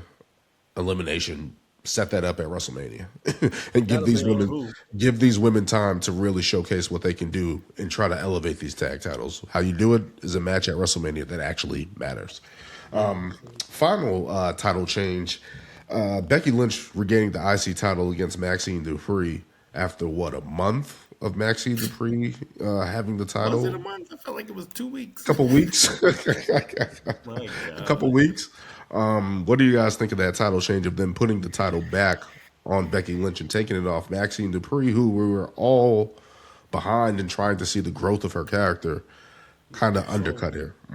Yeah, so I actually, when this match aired live, I actually was in the process of putting my son to bed, so I didn't actually get to watch it. So I actually just watched it back about an hour ago, and I mean the match was a little clunky. I mean, Maxine definitely had a couple of very Missteps. confusing spots in there, but. And then the ending was kind of, and then the finish was kind of clunky as well, with her holding on to the ankle lock, and then rope. Becky kind of using the rope. I mean, smart on Becky's end, but as the babyface holding in the ankle lock, I mean, I think Sonny, I think you can attest to this. I've seen Tough Enough. I've seen Kurt Angle talk about it. He was talking about the situation that he had when he was when he did the whole little segment with the Tough Enough guys. I think like ended up getting into a work shoot with one of them. I think his name was Daniel Puder, and like he had to curl Daniel Puder up. And when he did it afterwards, he kind of told him like, dude, the number one rule is, bro, your shoulders need to be off the mat. So in a way, the from a character standpoint, it's like you're the babyface with the ankle lock, but clearly your shoulders are down, and then Becky took advantage of that. The only hope I see out of this is if they take this and the next week they have another one of those tremendous promo packages that they had with Maxine and Natalia, where Natalia looks when they're looking at film or something, and Natalia just lambasts her. And then maybe we can finally get a feud between those two, and finally we can get the low key legend Natty on TV finally, and finally do what they should have done before Maxine won the title. I don't know if they're gonna go in that direction. Yeah, I think it might be that run, that iteration of that. Again, I think I said in the chat that I would also want to see Natalia get a shot at it. You know, the teacher standing up for her protege and stuff like that. And maybe she that can definitely set never held that title either. Yep, and I think she's mentioned that in the interview as well, that she hasn't won the title and stuff like that. So she hasn't won a title since like 2017 or something like that. So maybe she's gunning for that, but I think maybe this is the final. Maybe this is gearing up for the IC title with her, Becky Lynch and AJ Lee at some point. Maybe in Chicago at Elimination Chamber, maybe WrestleMania. And I think that's why they probably did the title change. See, I just got one more thing to say about that. I mean, because I did see a report that they went back with Becky because they wanted to do Becky versus AJ Lee for the title. Why? That feud doesn't even need the fucking title. You do not need the title with Becky Lynch and AJ Lee. First of all, not only do the names sell, but they already got a story that's been told for like 3 or 4 months now. You don't need the title. The title is not needed in that story. So why are you convolting that story with a title when you can easily take that title and have another story with somebody else and give some of these other women in the division an opportunity when you already got a story with Becky Lynch and AJ Lee that's been told for months that doesn't need a title in it. Well, I hope what they're doing is that they're setting up AJ Lee to cost Becky Lynch the title, and then maybe that pushes into WrestleMania. Maybe that, but I don't know. Yeah, I think the title is kind of needed because they've already. I mean, they didn't have a full on 1-on-1. Yeah, Obviously they have that mixed tag That's why it's not match. needed because they haven't had that match yet. I'm just saying. Sorry. Yeah, but I'm saying I think that the IC title, obviously, one, the prestige it has, and then obviously how much it means to Becky, and then if she were to lose that to AJ Lee, I think it's the big picture, like high stakes. AJ Lee, she's never held this title either. Like, I think it makes it a bigger spectacle, but it probably is something that should be held off for like a Mania or a very big, or like a Rumble. Yeah. From PLE. So, yeah, I think you should have Maxine either, have Natalia go after it, have her get another rematch, and then, maybe get a good little back and forth run on that. But I again, I'm not that I'm, again, happy that Maxine got the win, but I think it just diminishes like the point of getting the title and losing it so quick. I mean, yeah, it's also a better story for the babyface to have a run, but it's like if they get it and then you lose it so quick, it doesn't really mean anything, Yeah. This is So the it's thing. like, hey, yes, I know she's a rookie. I know she's, she's looking better and better. I think she's definitely. I think, like Brian said, there were some spots in that match that were a little, mistimed. But I mean, again, things aren't always going to be perfect, but I think it also brings her down a bit where it's just like, here's the title. Okay, now we're taking it back. It's like you have one, you couldn't even get through one title defense, I guess. It's like, well, actually, did she beat, what's her name? Ivy Nile? Ivy Was Nile, that the title? Yeah. Ivy Nile. Well, I guess she got one. So, But that's the thing when we're talking about the women on the other side with the United States title. You switch around the title so much where it's like it's not even defended really. yeah. You didn't add to that person who won the title. Winning the title basically meant nothing. Yeah. So that's the issue I'm having with it. But what did you think about Becky winning the title, Sonny, regaining the title per se? Well, it finally made her hush. For weeks now, or however long it's been, she has just gone whining and whining. It seems like it's been 6 months of her saying, I'm going to go here, I'm going to go there. That's just a true crybaby. I am tired of them giving so much time to former champions in that regard. I want to see in 26 more in the ring action. That's going to be my soapbox for all of 2026. I'm fed up with these prolonged storylines that some go all over the place and some go nowhere. And with Becky Lynch, that was just a case of her going nowhere with her storyline. In the ring, she is a tremendous athlete. She adds credibility to professional wrestling by her presence in the women's division. She can go despite her age. My understanding was, I'll just go out and say it, there was a miscarriage or something of that nature that her and Seth went through. So for her to come back and win the title was really gratifying in that regard. It's don't whine so much about losing. Wrestlers have always done this, and it always belittles them. Say how you're going to get it back or how you're going to persevere. That's what I want to hear and see. I don't want to see so much boo-hoo-hoo. I've lost my belt now. But I thought it was too soon. I thought they could have waited until a pay-per-view to have done it. I felt like the drop was going to happen. But I was shocked by how soon that happened.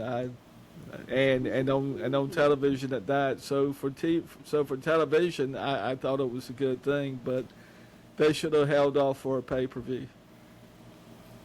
Oh man, yeah.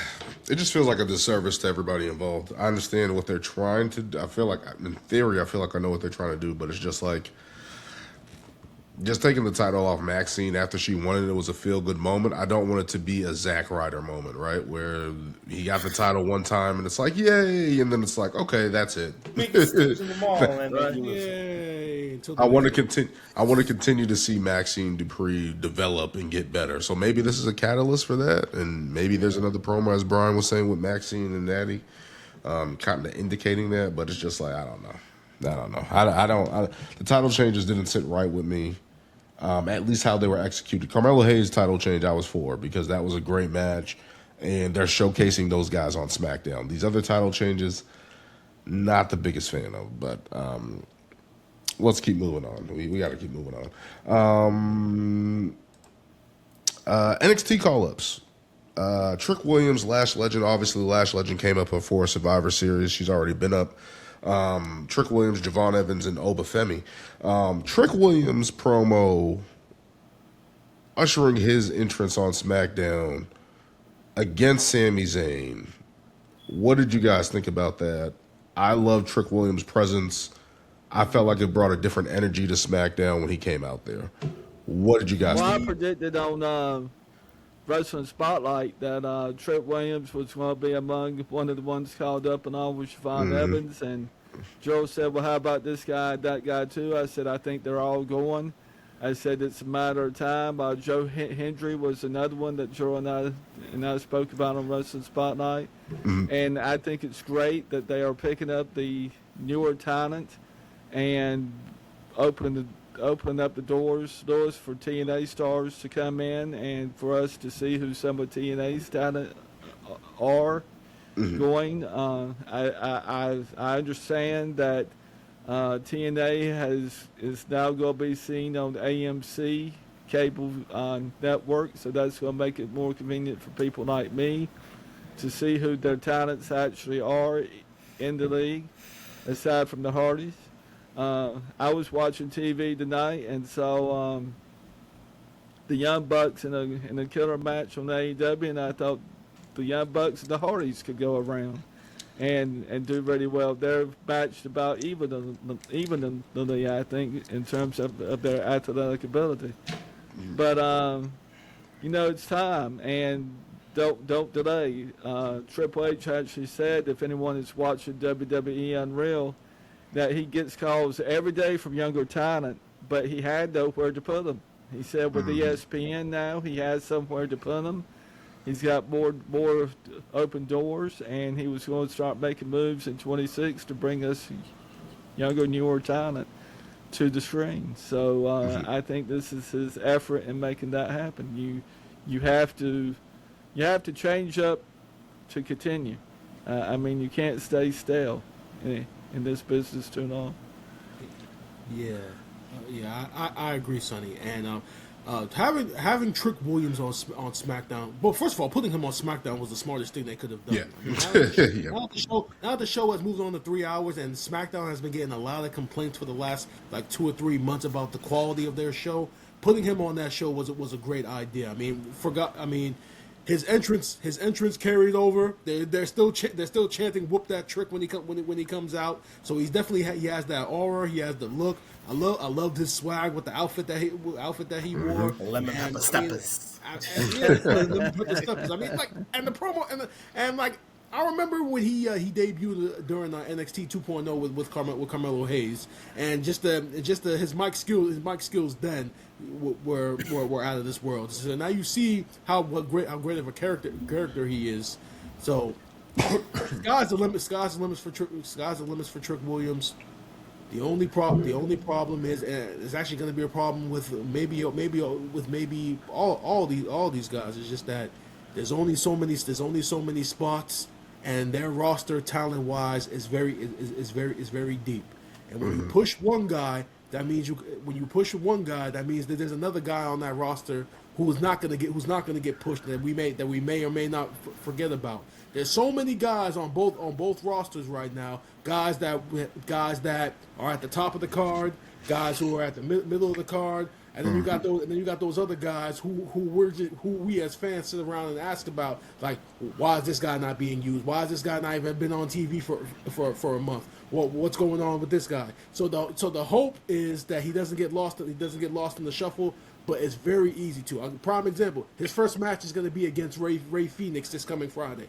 Another guy who we've been screaming up and down since he signed with WWE, whose booking has been kind of very inconsistent, and we wish he had more opportunities, similar to his brother Penta. So it's it's like give or take. You're gonna push Trick Williams, but it's gonna be at the expense of Ray Phoenix. So it's what do you do with this? So many of these guys, it's gonna be the same situation. Yep. Same. And like even thinking now, I'm like thinking of who hasn't been used on the roster. I'm like, look, Rusev came back. Had that feud with Sheamus, great, and then we haven't seen him since. There's so many guys, bro. Now we got Obafemi coming in, which I'm super excited. But to Trick's part, I thought he looked great. It looked like he fit right in. I think it's smart to have him go after Sammy. You know, you got the big baby face. He's a heel right now. Yep. I feel like I haven't seen a lot of heel Trick. I saw some of it, with him when he getting the TNA title and everything, but I think he's fitting into that role very well. But I think it also shows that he can be both. He can be heel and be babyface. Obviously, it's going to be a huge pop when him and Carmelo Hayes finally lock eyes. Hopefully, they kind of keep them separate for a bit, but obviously it's going to be inevitable. But he's definitely going to be a big player, and I hope he doesn't. Please don't let him get sucked into a tag team vacuum. But I don't know. I think SmackDown, with Ilya there, Carmelo Hayes, him, trying to think of other people who are in the mid card that they need to open up the world championship spot a little bit more and let some of these other guys, even if it's a one time, number one contender lost. Okay, next one. We can't just keep we're already hinting at Randy going for the title. We got Drew again. It's fairness, though, at least with Randy, that's a story that needs to be told. I'll give Drew for that. They could have told it a long time ago. Yeah, they could have. Yeah. My most upsetting segment over the holidays was Joe Hendry, Santa, and the Easter Bunny. Now, it just waters it down too much. If you're going to do that backstage. Don't do it in the ring. And who but me is tired of hearing Joe Hendry tried to sing? I mean, he can play the guitar, but I love Joe Hendry's song. Especially when he's trying to sing it backstage. He can sing it. It's cool. My issue with Joe Hendry right now is that I don't feel like he's being taken seriously. As talented as that guy is, he could play it in his favor a lot to actually help him win. Yeah, but it's hey, he became TNA World Champion. He did. He should become NXT. He's probably the only one of the few that could become NXT World Champion right now. And actually carry it. Yeah, I'm glad you just said that, because as we continue to talk, that's about the most negative I've said about any of the wrestlers. I just think it's not the right time and place to showcase it. Not a fan of the singing. Some guitars, I play a little bit, but he. I mean, in the ring, come on. Okay. It's too overdone. Okay, question, guys. Where do we think Obafemi is going? Raw or SmackDown? Raw. He's going to Raw. It needs to be Raw. Yeah. Because if he goes to SmackDown, Trick Williams is automatically overshadowed. I don't know. No. Look at the matchups just on Raw alone, I think, though. You could have them clash with the Vision. You could have them just go after the world. Clash with Gunther. Clash with Rusev. This is the thing, though. He has a story already with Cody and Drew from Saturday Night's Main Event. Not only that, that's a small story. I'm just gonna say this to you, Lewis. Obafemi versus Jacob Fatu. But he's not even back yet. Oh, He's not gonna back come yet. back at some point. battle of the crazies. What's his injury? It's something with his The teeth. dental work, Yeah, teeth. dental work. Man, But then Jacob Fatu, another guy who we feel should be pushed to the moon. How you gonna do that with all these other guys coming in? See, he's another guy. Like, You know what needs to happen, and I've been in the draft.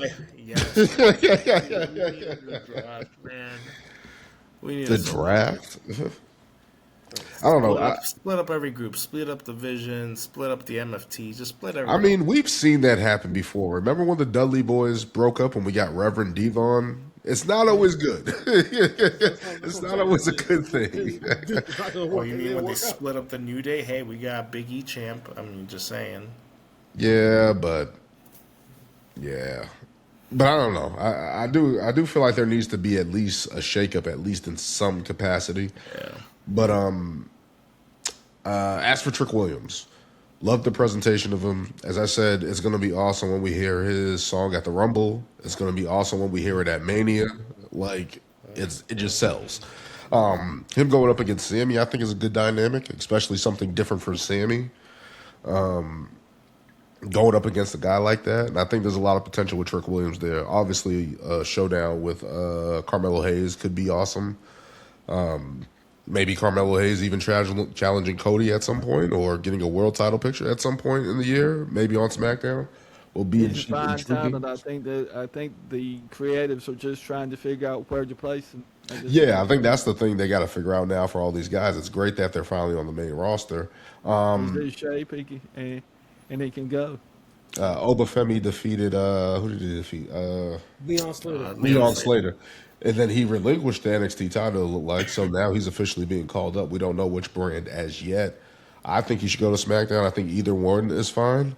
Lash Legend we already talked about, especially with her already being in War Games and stuff like that, teaming with Nia Jax. But Javon Evans, the guy that has captivated everyone with his moveset, his enthusiasm, his energy, young OG, gets called up and signed during commercial break.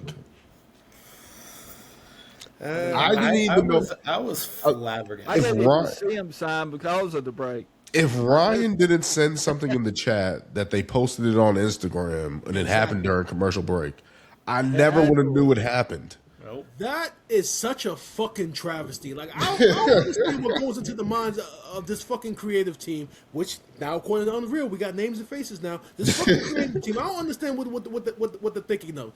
Thinking this. Like, I remember there was a segment on that on the show where, like, Adam Pearce was talking to Ivy Nile. Now, no disrespect to Ivy Nile, and then I think it led to him then talking to Gunther about, like, cutting his promo.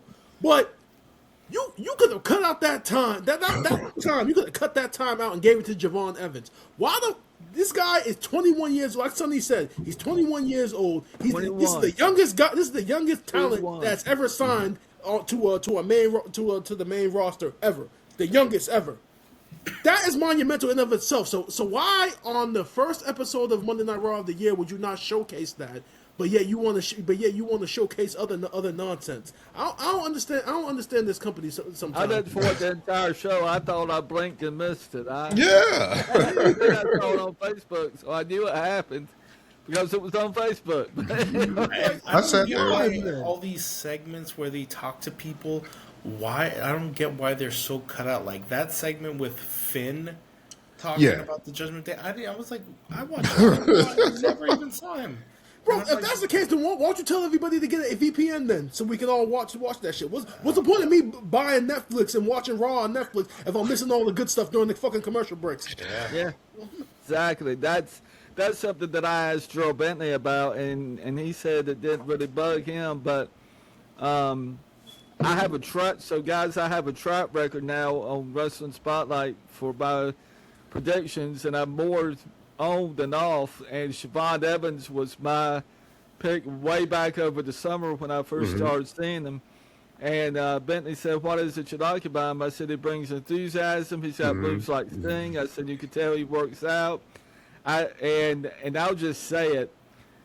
I said he's going to be a Black Sting for his own group. I said the man has a world of talent. I said physically he's not the most in shape specimen now, but give him a break. He's 21 years old. You can tell he works out, and that's what I look for in up and comers. Io Sky doing this, when she started doing this, the world took notice. We didn't even know who Io Sky was 6 months ago. None of us did. And then she went down to the ring and began doing this on her own and paired up with Rhea, and boom, titled. I mean, Io was one of the established. She has a great work rate and great history. So, but I can understand what you're saying with the Black Sting, not black and white crow Sting, more surfer Sting, early '90s Sting. Like I get those vibes from her. I understand what you're saying with that. For sure. He's going to be huge. I promise. But to put him on commercial break, I'm like, first of all, I thought it was disrespectful to him. the viewers, I think his mom made a post about they signed a WWE contract at the kitchen table, and now he's signing it on Raw and stuff like that. I'm like, I understand the history and the sentimental value of that. But the fact that the viewers at home, if you were watching Netflix, didn't see that happen, it's like, why? I don't understand why that happened. As I said before at the start of the show, the Usos 10-minute promo to say, hey, we're tag team champions. Oh yeah. Wasn't needed. Right there. Nah. That segment For right nobody there. to even come and You- confront them or any tag teams. all because they wanted the crowd to get excited To for yeet. Yes. Like, come on. Yeah, That is why we didn't get a Javon Evans moment. Nice. They do a lot more flying out of the ring today than back in my time. But for that style of wrestling, Siobhan is right up top. I mean, nobody outdoes him. I think the only person that's Nobody's better in the than league. him is probably Leon Slater. Like, those guys probably going back and forth are probably the best that jump out the ring. I mean, maybe there's somebody in Japan or in Mexico and something like that. But from on American TV, yeah, like it's like those guys get after it, and I don't get why they Some did of that to the him. Spanish wrestlers maybe up there. Yeah, that do yeah, some of the there has to be around. somebody in like Lucha Libre, like Rey Vikingo Mysterio or Jr., somebody like that. Vikingo or Bandito or Yeah. guys like that that can really But just be. got to pair him up with somebody. That's what I don't want to see. I don't want to see him there and so outclassed that we don't come to appreciate his talent. I want to be able to see what he can do when he starts to win and who he starts to win against. I'm just gonna say this right now. I wouldn't mind seeing Javon Evans go after Dominic Mysterio Yeah. and Yeah. and play up that rivalry of those two guys of Dom trying to keep, because Javon Evans has been down to AAA and stuff like that already. He's had some matches down there, so that would be great cross promotion down in AAA and up and on the main roster. So it's like that right there. I would love to see that Rey Mysterio versus Dom in some capacity. But it's just like to Now I'm going on record saying Siobhan Evans is not paying me to endorse him. He has no idea who I am probably. But he has just impressed me to the point that every time I get a chance to plug him, I'm going to. yeah, like I've been doing it for a minute now. So he's going to be box office in any Yes, capacity sir. that he's in. So definitely look forward to that. Yeah, definitely. But I just want to say one more thing in regards to all these call-ups from the NXT side of things. I mean, now we all agree, Oba, Trick, Javon, Lash, Jordan Grace, all five of them belong on the main roster. We agree with that. Yep. But I watched NXT last night, Yep. and I'm going to bring it up, Daniel. I watched this segment with Ethan Page, right? So Ethan Page is in the ring. Jasper Troy comes out. Then Josh Briggs came out. Then Stax came out, and then I believe Tavion Heights came out.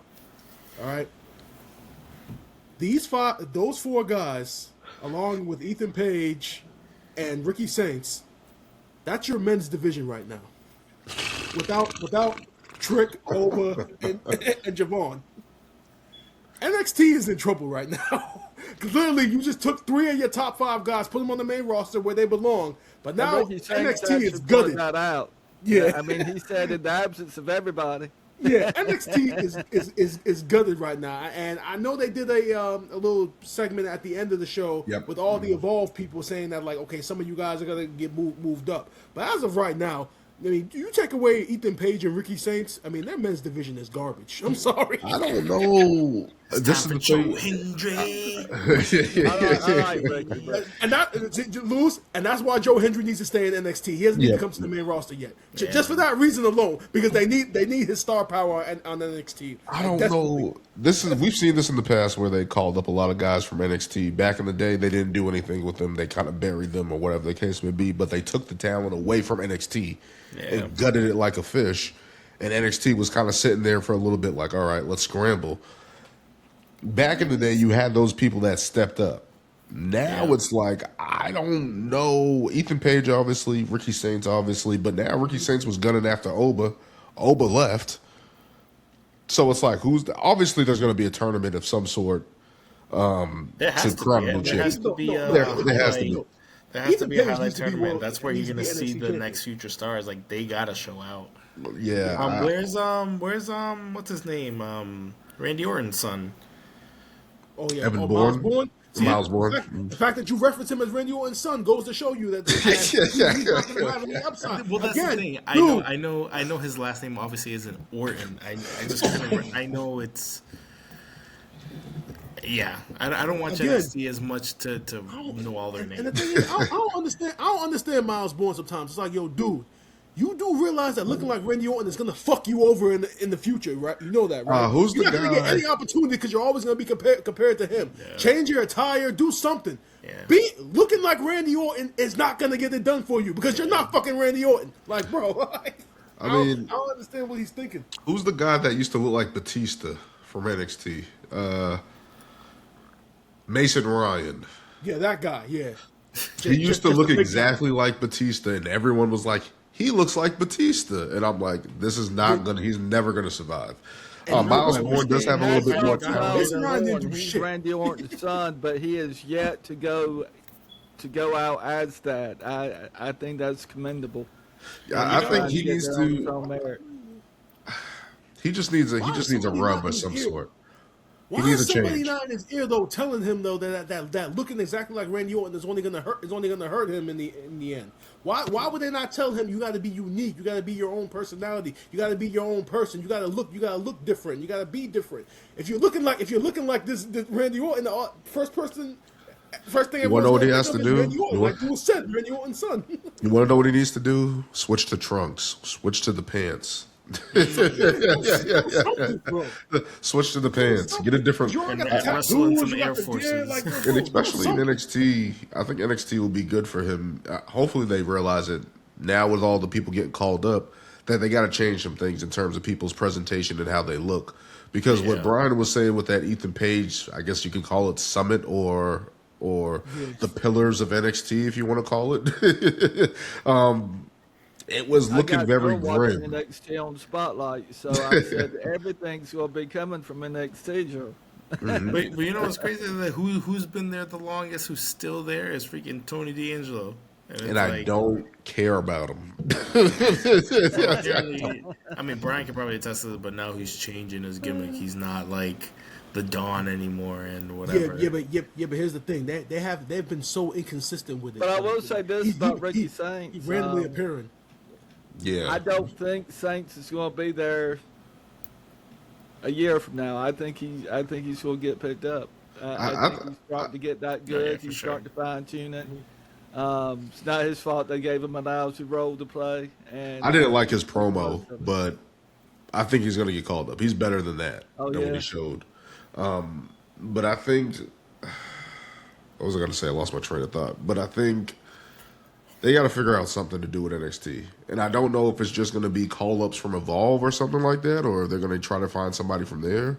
I know Callie Armstrong is down there. Tyra May Steele. Yeah, for the women, I mean the women's division. There's a couple. NXT's women's division is going to be fine. And when No, you yeah, add they're in- gonna be fine. Yeah, they're gonna be fine. But then when you add in some of those women you just mentioned, like Callie Armstrong and Kendall Gray when she eventually. Yep, Kendall Gray. Which, by the way, she had a great showing in that title match. Like, Yep. Kendall Gray is gonna be big. Just fine. She really is a female Kurt Angle. Yeah, but And I'm really enjoying the crossover over promotions. I just hope that WWE doesn't try and buy out TNA totally, and I'm hoping that they continue to feed these groups through the road that they're doing now. My fear is WWE may try and buy out TNA because I think McMahon's son ended up in I don't know, AEW or a promotion like that. He made a guest appearance, and I told Joe, I said, uh-oh. Joe said, why? I said, whenever the board goes up, things start to happen. I said, mark my word, he's not there just to say hi. Oh, yeah, well, they're definitely getting Leon Slater. I mean, that's the biggest fear. Like I've been saying for weeks, they've been sitting there like, "Oh, we're gonna get him." That's the biggest fear. This is the thing, because it isn't like this is the biggest fear for like companies like TNA. Are they just now a farm system for NXT, WWE? Yeah, because all the talent you've already extended that handshake to WWE. Like, hey, we're gonna cross promote and stuff like that. Like, guys who are aggravated, is Santana going to stay down in TNA? Like, no, let me go with it. I can at least get a run on NXT. You know what I mean? Like, I can at least be on TV and be in NXT and stuff like that. So that's the biggest fear in terms. And again, as Sonny, I think you talked about it with the promotions on many episodes ago, about at least with all these promotions, at least there's places for people to work, right? If it's just WWE's the only place, it gets more difficult to find spots and slots like that. So hopefully that's not the case. Hopefully TNA continues to flourish on AMC and get that promotion and get that. That's my hope. That's my prayer for them, that they continue to drive and everyone continues to quote as saying to get along with each other and to respect each other for being who they are and where they are. I'm enjoying seeing my friends, the Hardy Boys, now with double tag team champions, and I think at one point they may have even held triple tag team champions. So championships. So that's record breaking. Matt Hardy has gone on Facebook on his blog to say he would like to be in creatives of TNA. Yeah, he did say that. Yeah, and I think that'd be a fine place to put people. My soapbox with that, Dan, is in my day, us older guys didn't have any place to go. Now through podcasting and creative lines of work, we're starting to have a place where we can go and still be utilized. Yep. And that's a big thing, because you don't want to be ring rust. You don't want to totally leave the business. I'm here tonight basically because a buddy of mine here in town said, reach out to some shows and share your story. And by the luck of the Lord, I ended up getting picked up by nearly everybody I sent info out to. So it really gives us a place to work and an arena to thrive in. So thank you, that's always good, especially thinking about the Hardy Boys and stuff like that. Those guys have years of experience. They can pass that to TNA, I think, who kind of needs it right now. In terms of, I think Matt Hardy was talking about storytelling, and TNA needs to be a little bit better, and he can help with that. Are we all in a little bit of agreement, guys, that there is a little too much storytelling going on in wrestling right now? It's not the fact that the storytelling is too much. It's the fact that it's not done correctly. When stories don't hit or don't feel, not genuine, but don't feel legit, or in terms of going in the right direction that makes sense. Like a swerve here and there is okay, or a change or something happening. Like John Cena's storytelling this past year sucked. Like that was bad. Like there was a lot of interchangeable. Probably the worst thing I've seen in years. Yeah, like there was a lot of interchangeable parts. Not at fault of his own or anything like that, but it's just like when the story's not right, and then the counter isn't right, and you compound on that, that's when it gets bad.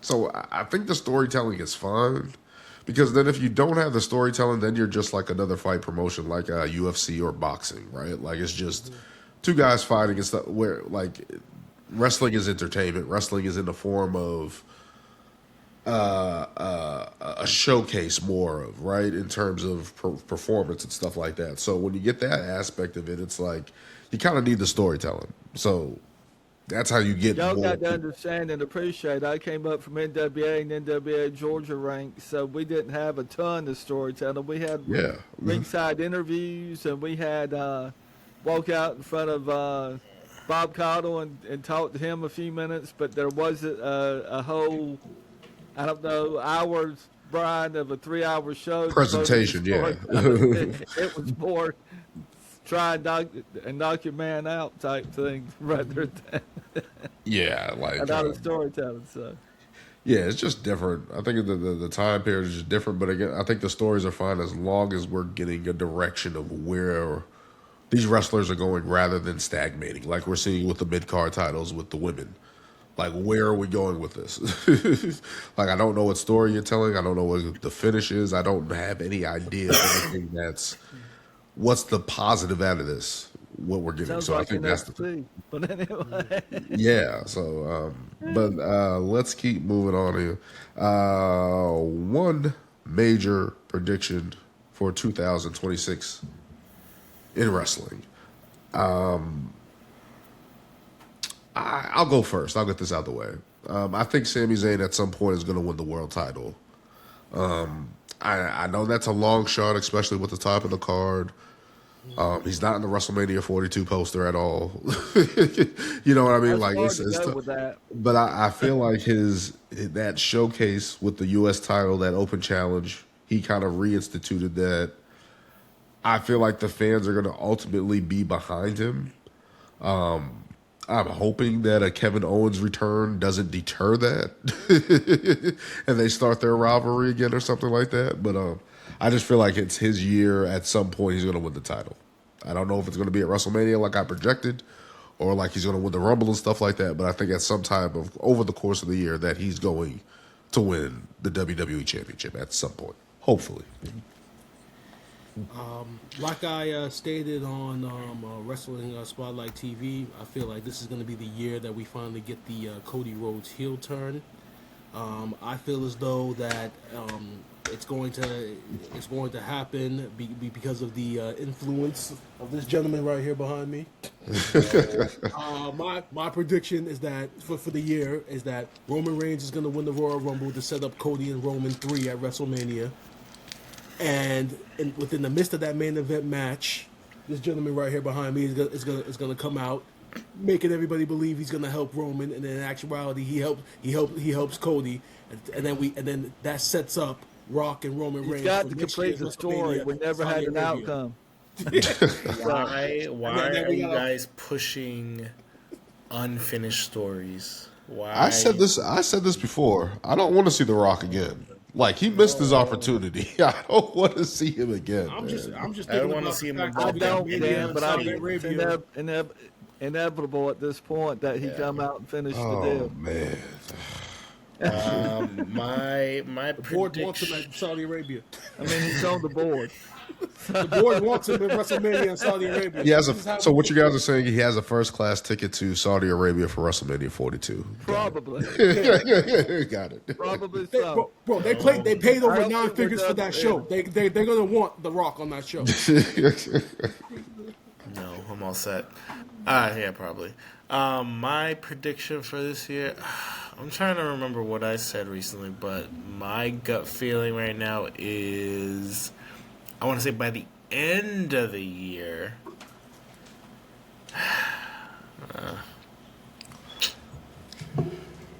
Actually, you know what? I'm gonna go with a different one. I believe LA Knight will win a title this year.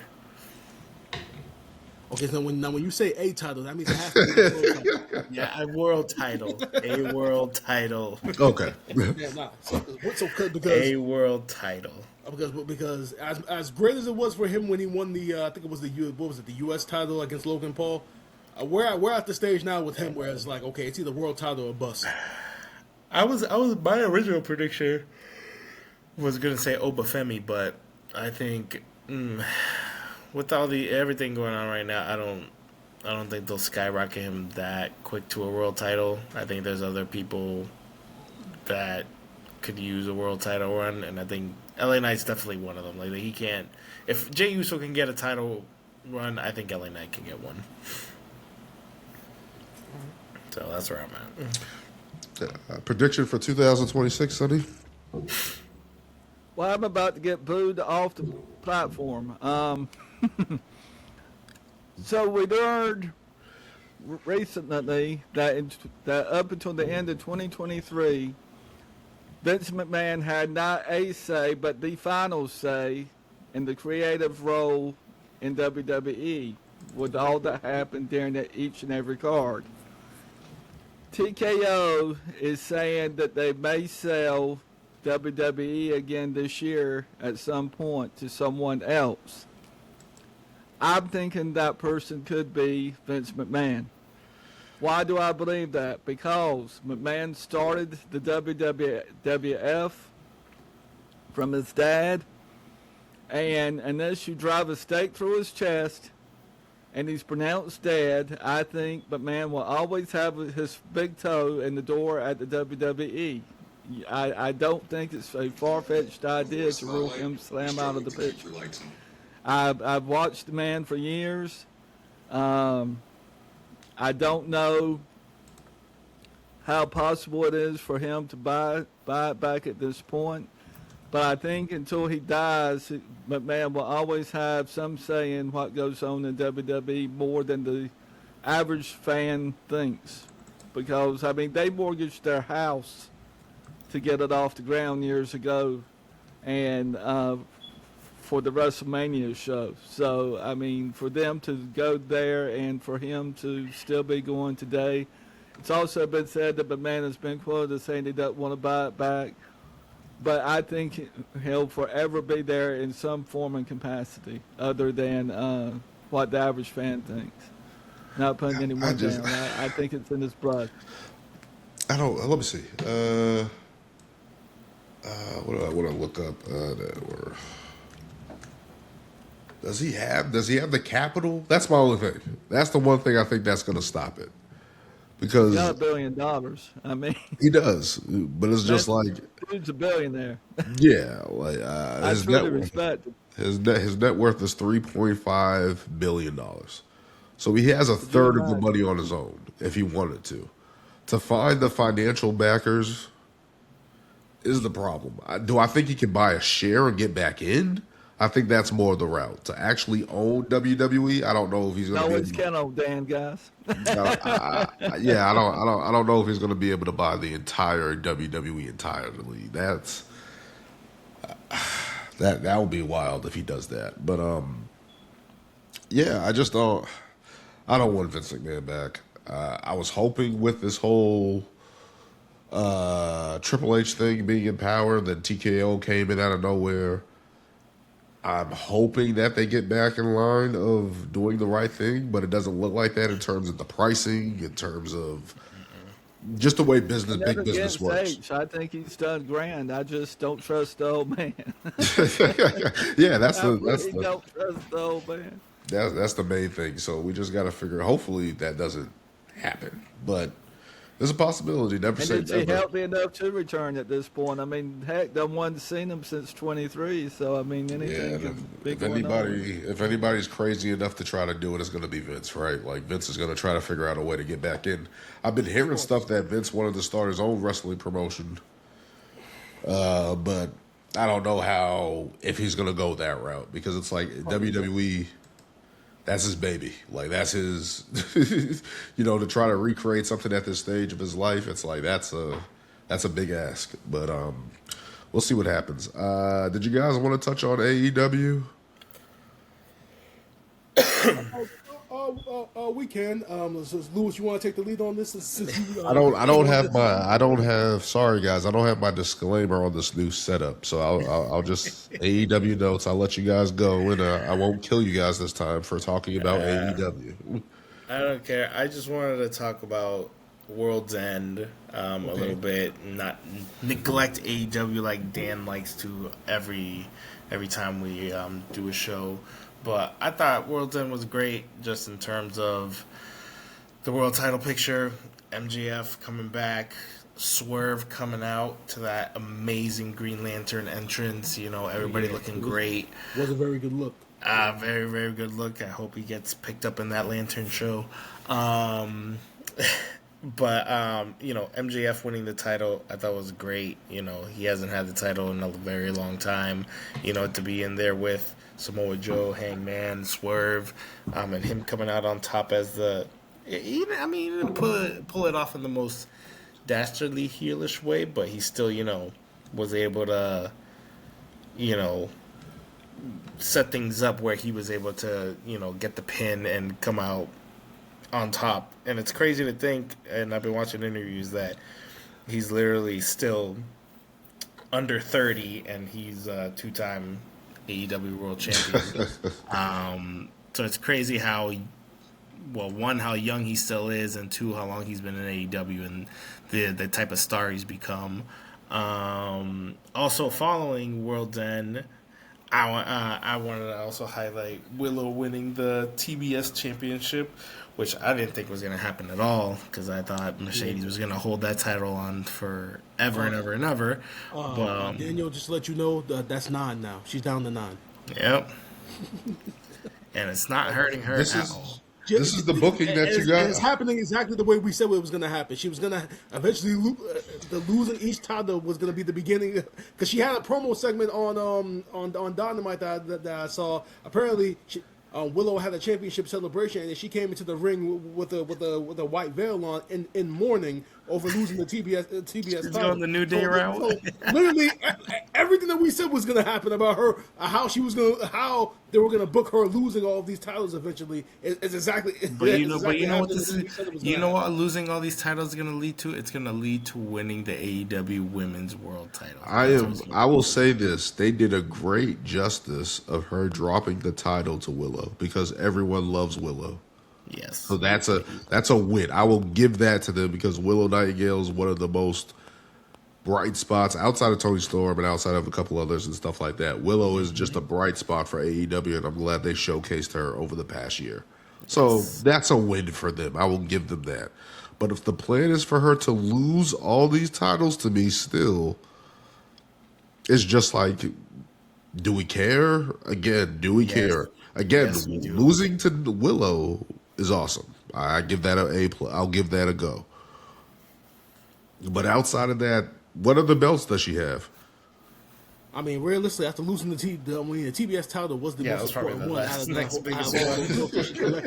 So she did. So I will give you that, Daniel. She did lose like the most important title. So what else matters? The whole point is not that this title matters, that title matters. It's the fact that she just won the titles, though.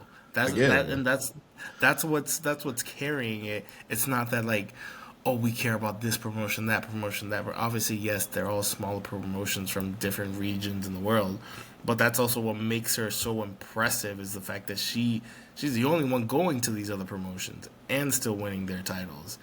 And they're allowing her to carry all these titles. So obviously she's going to have to drop them back to those promotions. Definitely. But I think it's going to lead to her actually getting the one title that she hasn't won yet.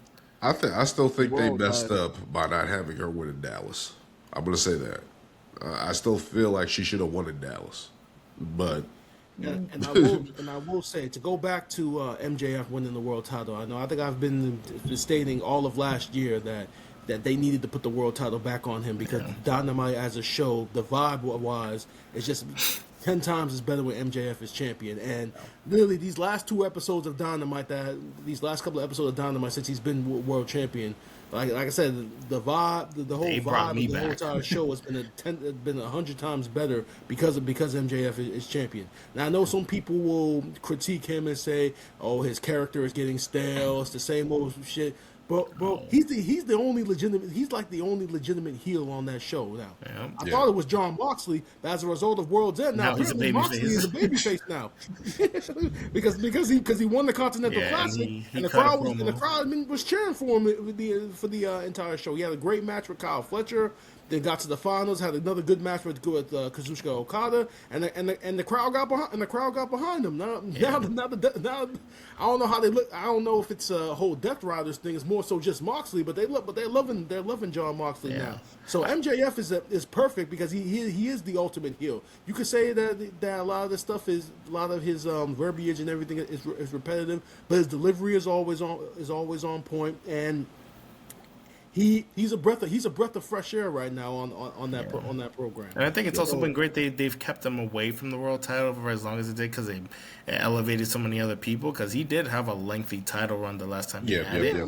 And go ahead, Lewis. And yeah, just like him, and I think this is what I talk about, like with WWE, is like you got these people in these spots for so long that we're like, we need change, we need a rotation of people in this, and I think AEW is doing a good job because we've had this long standing around. You know, we've had Hangman, we have Joe, Swerve, other people, you know, vying for the title, and it's like, boom, we have an MJF who's one of the biggest stars, and he's been out, gone, and he's been doing other things, but now it's back, and it's like, look how long it's been since, and then people are still in love with him, still cheering for him, and now probably coming back more so now to just see him, you know? So it's like, that's how you gotta keep the title picture fresh, and like, okay, it's not just the same thing, it's not just the same matchups, it's not just the... You know, and like the whole Moxley thing, like it's crazy to think that just because he cut that promo after the classic that, you know, and he's praising the people who are putting in the work in AEW, everybody who's, you know, putting their heart and soul in the ring every week, and, you know, now people are like, you know, yeah, we haven't been the best Death Rider fans, but what he is speaking is true, and he's actually been putting in great work, so. Man. Definitely. So I think for once AEW has me backing them a little more this year after the way this year ended. They So, suckered I'm you sorry, back but- in again. They got you again, Lewis. They got you again. Daniel, look at everything we've been saying about WWE. Honestly, I'm gonna say it, WWE has gotten kind of stale for me personally. And I'm gonna be honest, it has gotten kind of stale, and I hope with these NXT call-ups that we can get fresh matchups, new champions, new stories, because it is desperately needed. I think WWE fell into the lazy booking trope of trying to just get to the big four rather than continue to build in between these PLEs like they did the previous years. Even with the Bloodline storyline, they did build a lot outside of that. But with this, I think with injuries and them just trying to get everybody to the big four so they can finish the payoff of these stories, I think the booking has suffered tremendously. But I still don't know if I'm going to be able to get into AEW. I will try at some point, but I'm not going to make any promises. back to the point I said, you know what, the return of MJF actually made me, because I record all of AEW on YouTube TV, I actually went back and watched every episode of Dynamite until MJF Leading came up. back. And then I was like, I'm watching World's End because, like, I have to. I was so excited to see him back. And I was like, oh, my God, the fact that he's back. I was like, He's the guy. Yeah. He's the guy of AEW, no question. As long as John Moxley has carried that company, because John Moxley's been there since the beginning, and he's carried that company when they needed somebody to pick up the pieces or carry it for a little bit through all these injuries and stuff like that. He's been the guy. So, and MJF is probably the most popular person in AEW, but John Moxley, hate him or love him, with the Death Riders and stuff like that, he's the guy. Like, for me personally, whenever I think about AEW and stuff like that. Yeah, and I think what also helps AEW is that they don't have as many pay-per-views as WWE does. And like about this last year was a decent amount, but I know, but like from the Saturday night main events to all these other PLEs, it's like there's no breathing room to build these stories. Only from like what we had. I mean, not even the last Saturday night's main event to like what's next. What is coming up next? Is it Royal Rumble? Saturday night's main event. another side. Like it's like, Hey, at least we had. what stories are going into that? Into that, you know. So it's Hopefully, they showcase the mid card titles like I've been wanting forever. But because are those guys going to be at the Rumble in terms of putting on a match? I don't know. Ooh. Saturday night's main event will be probably the best idea for those guys, in my opinion. But we'll see. That will do it for episode 133 of Ring Takes here. A lot to cover. We're now on the road to the Royal Rumble, so we'll see how that goes. The one thing I will say this about, I like the whole buildup that we haven't been getting the vignettes of people saying, I'm going to enter the Royal Rumble. I love that aspect of that we're not getting that. Keep that as a mystery as much as you can, please. yeah. But Yeah, but at the same time, I mean, you can't really do like surprises per se this year because it is in Saudi Arabia. I mean, it's not like in years past, like whenever like you like say you got the Royal Rumble in New York, you can have somebody like fly into like Rochester or something and then like drive up and it'd be a surprise. You can't really do that in Saudi Arabia. Have someone fly to another country, they come over. So literally, I think all 30. I don't think there's even going to be any surprises this year. I think it's just going to be everybody on the roster. hey, they got all the TKO jets ready to. They got all the TKO jets. One AEW note. Did anyone notice? So the family and Kyle Fletcher have literally for the year 2025 beat the daylights out of Mark Briscoe. But as of tonight, Mark Briscoe was asked to join the family, which he abruptly turned down. But I thought, what a huge turnaround for Mark Briscoe standing on his own to be asked to join the family after a year of going back and forth with them. He just sort of stood there for a minute and paused when they made their offer to him. Oh man! So I don't think it's a complete no. I think it's more of a shock no at this point in time. We'll see what happens. We'll see what happens with that. I'm pretty sure Lewis and Brian and Sonny, you guys will tell me about AEW. I might poke my head in there at some point this year and see what's going on. You didn't keep your promise, Dan. You didn't keep your promise. I'm sorry, I couldn't do it. I couldn't do it. Couldn't do it. Yes, I made a decision, Lewis, not to. But that will do it for episode 133. As always, thank you guys for joining us. Sonny, thank you for joining us. Check out Sonny Cain Uncut on Wrestling Pedigree Podcast. Check out those guys, Maddie Hawkins, those guys in the UK. We're looking to team up with them at some point, hopefully soon, with those guys over there. And Wrestling Spotlight with Gerald Bentley and Sonny, of course. As always, thank you guys for joining us. Always kick out on two. And until next time, I'm going to try to figure out this new format layout here. So I'm going to try something. Let's see if it actually works. 1, 2, oh my God!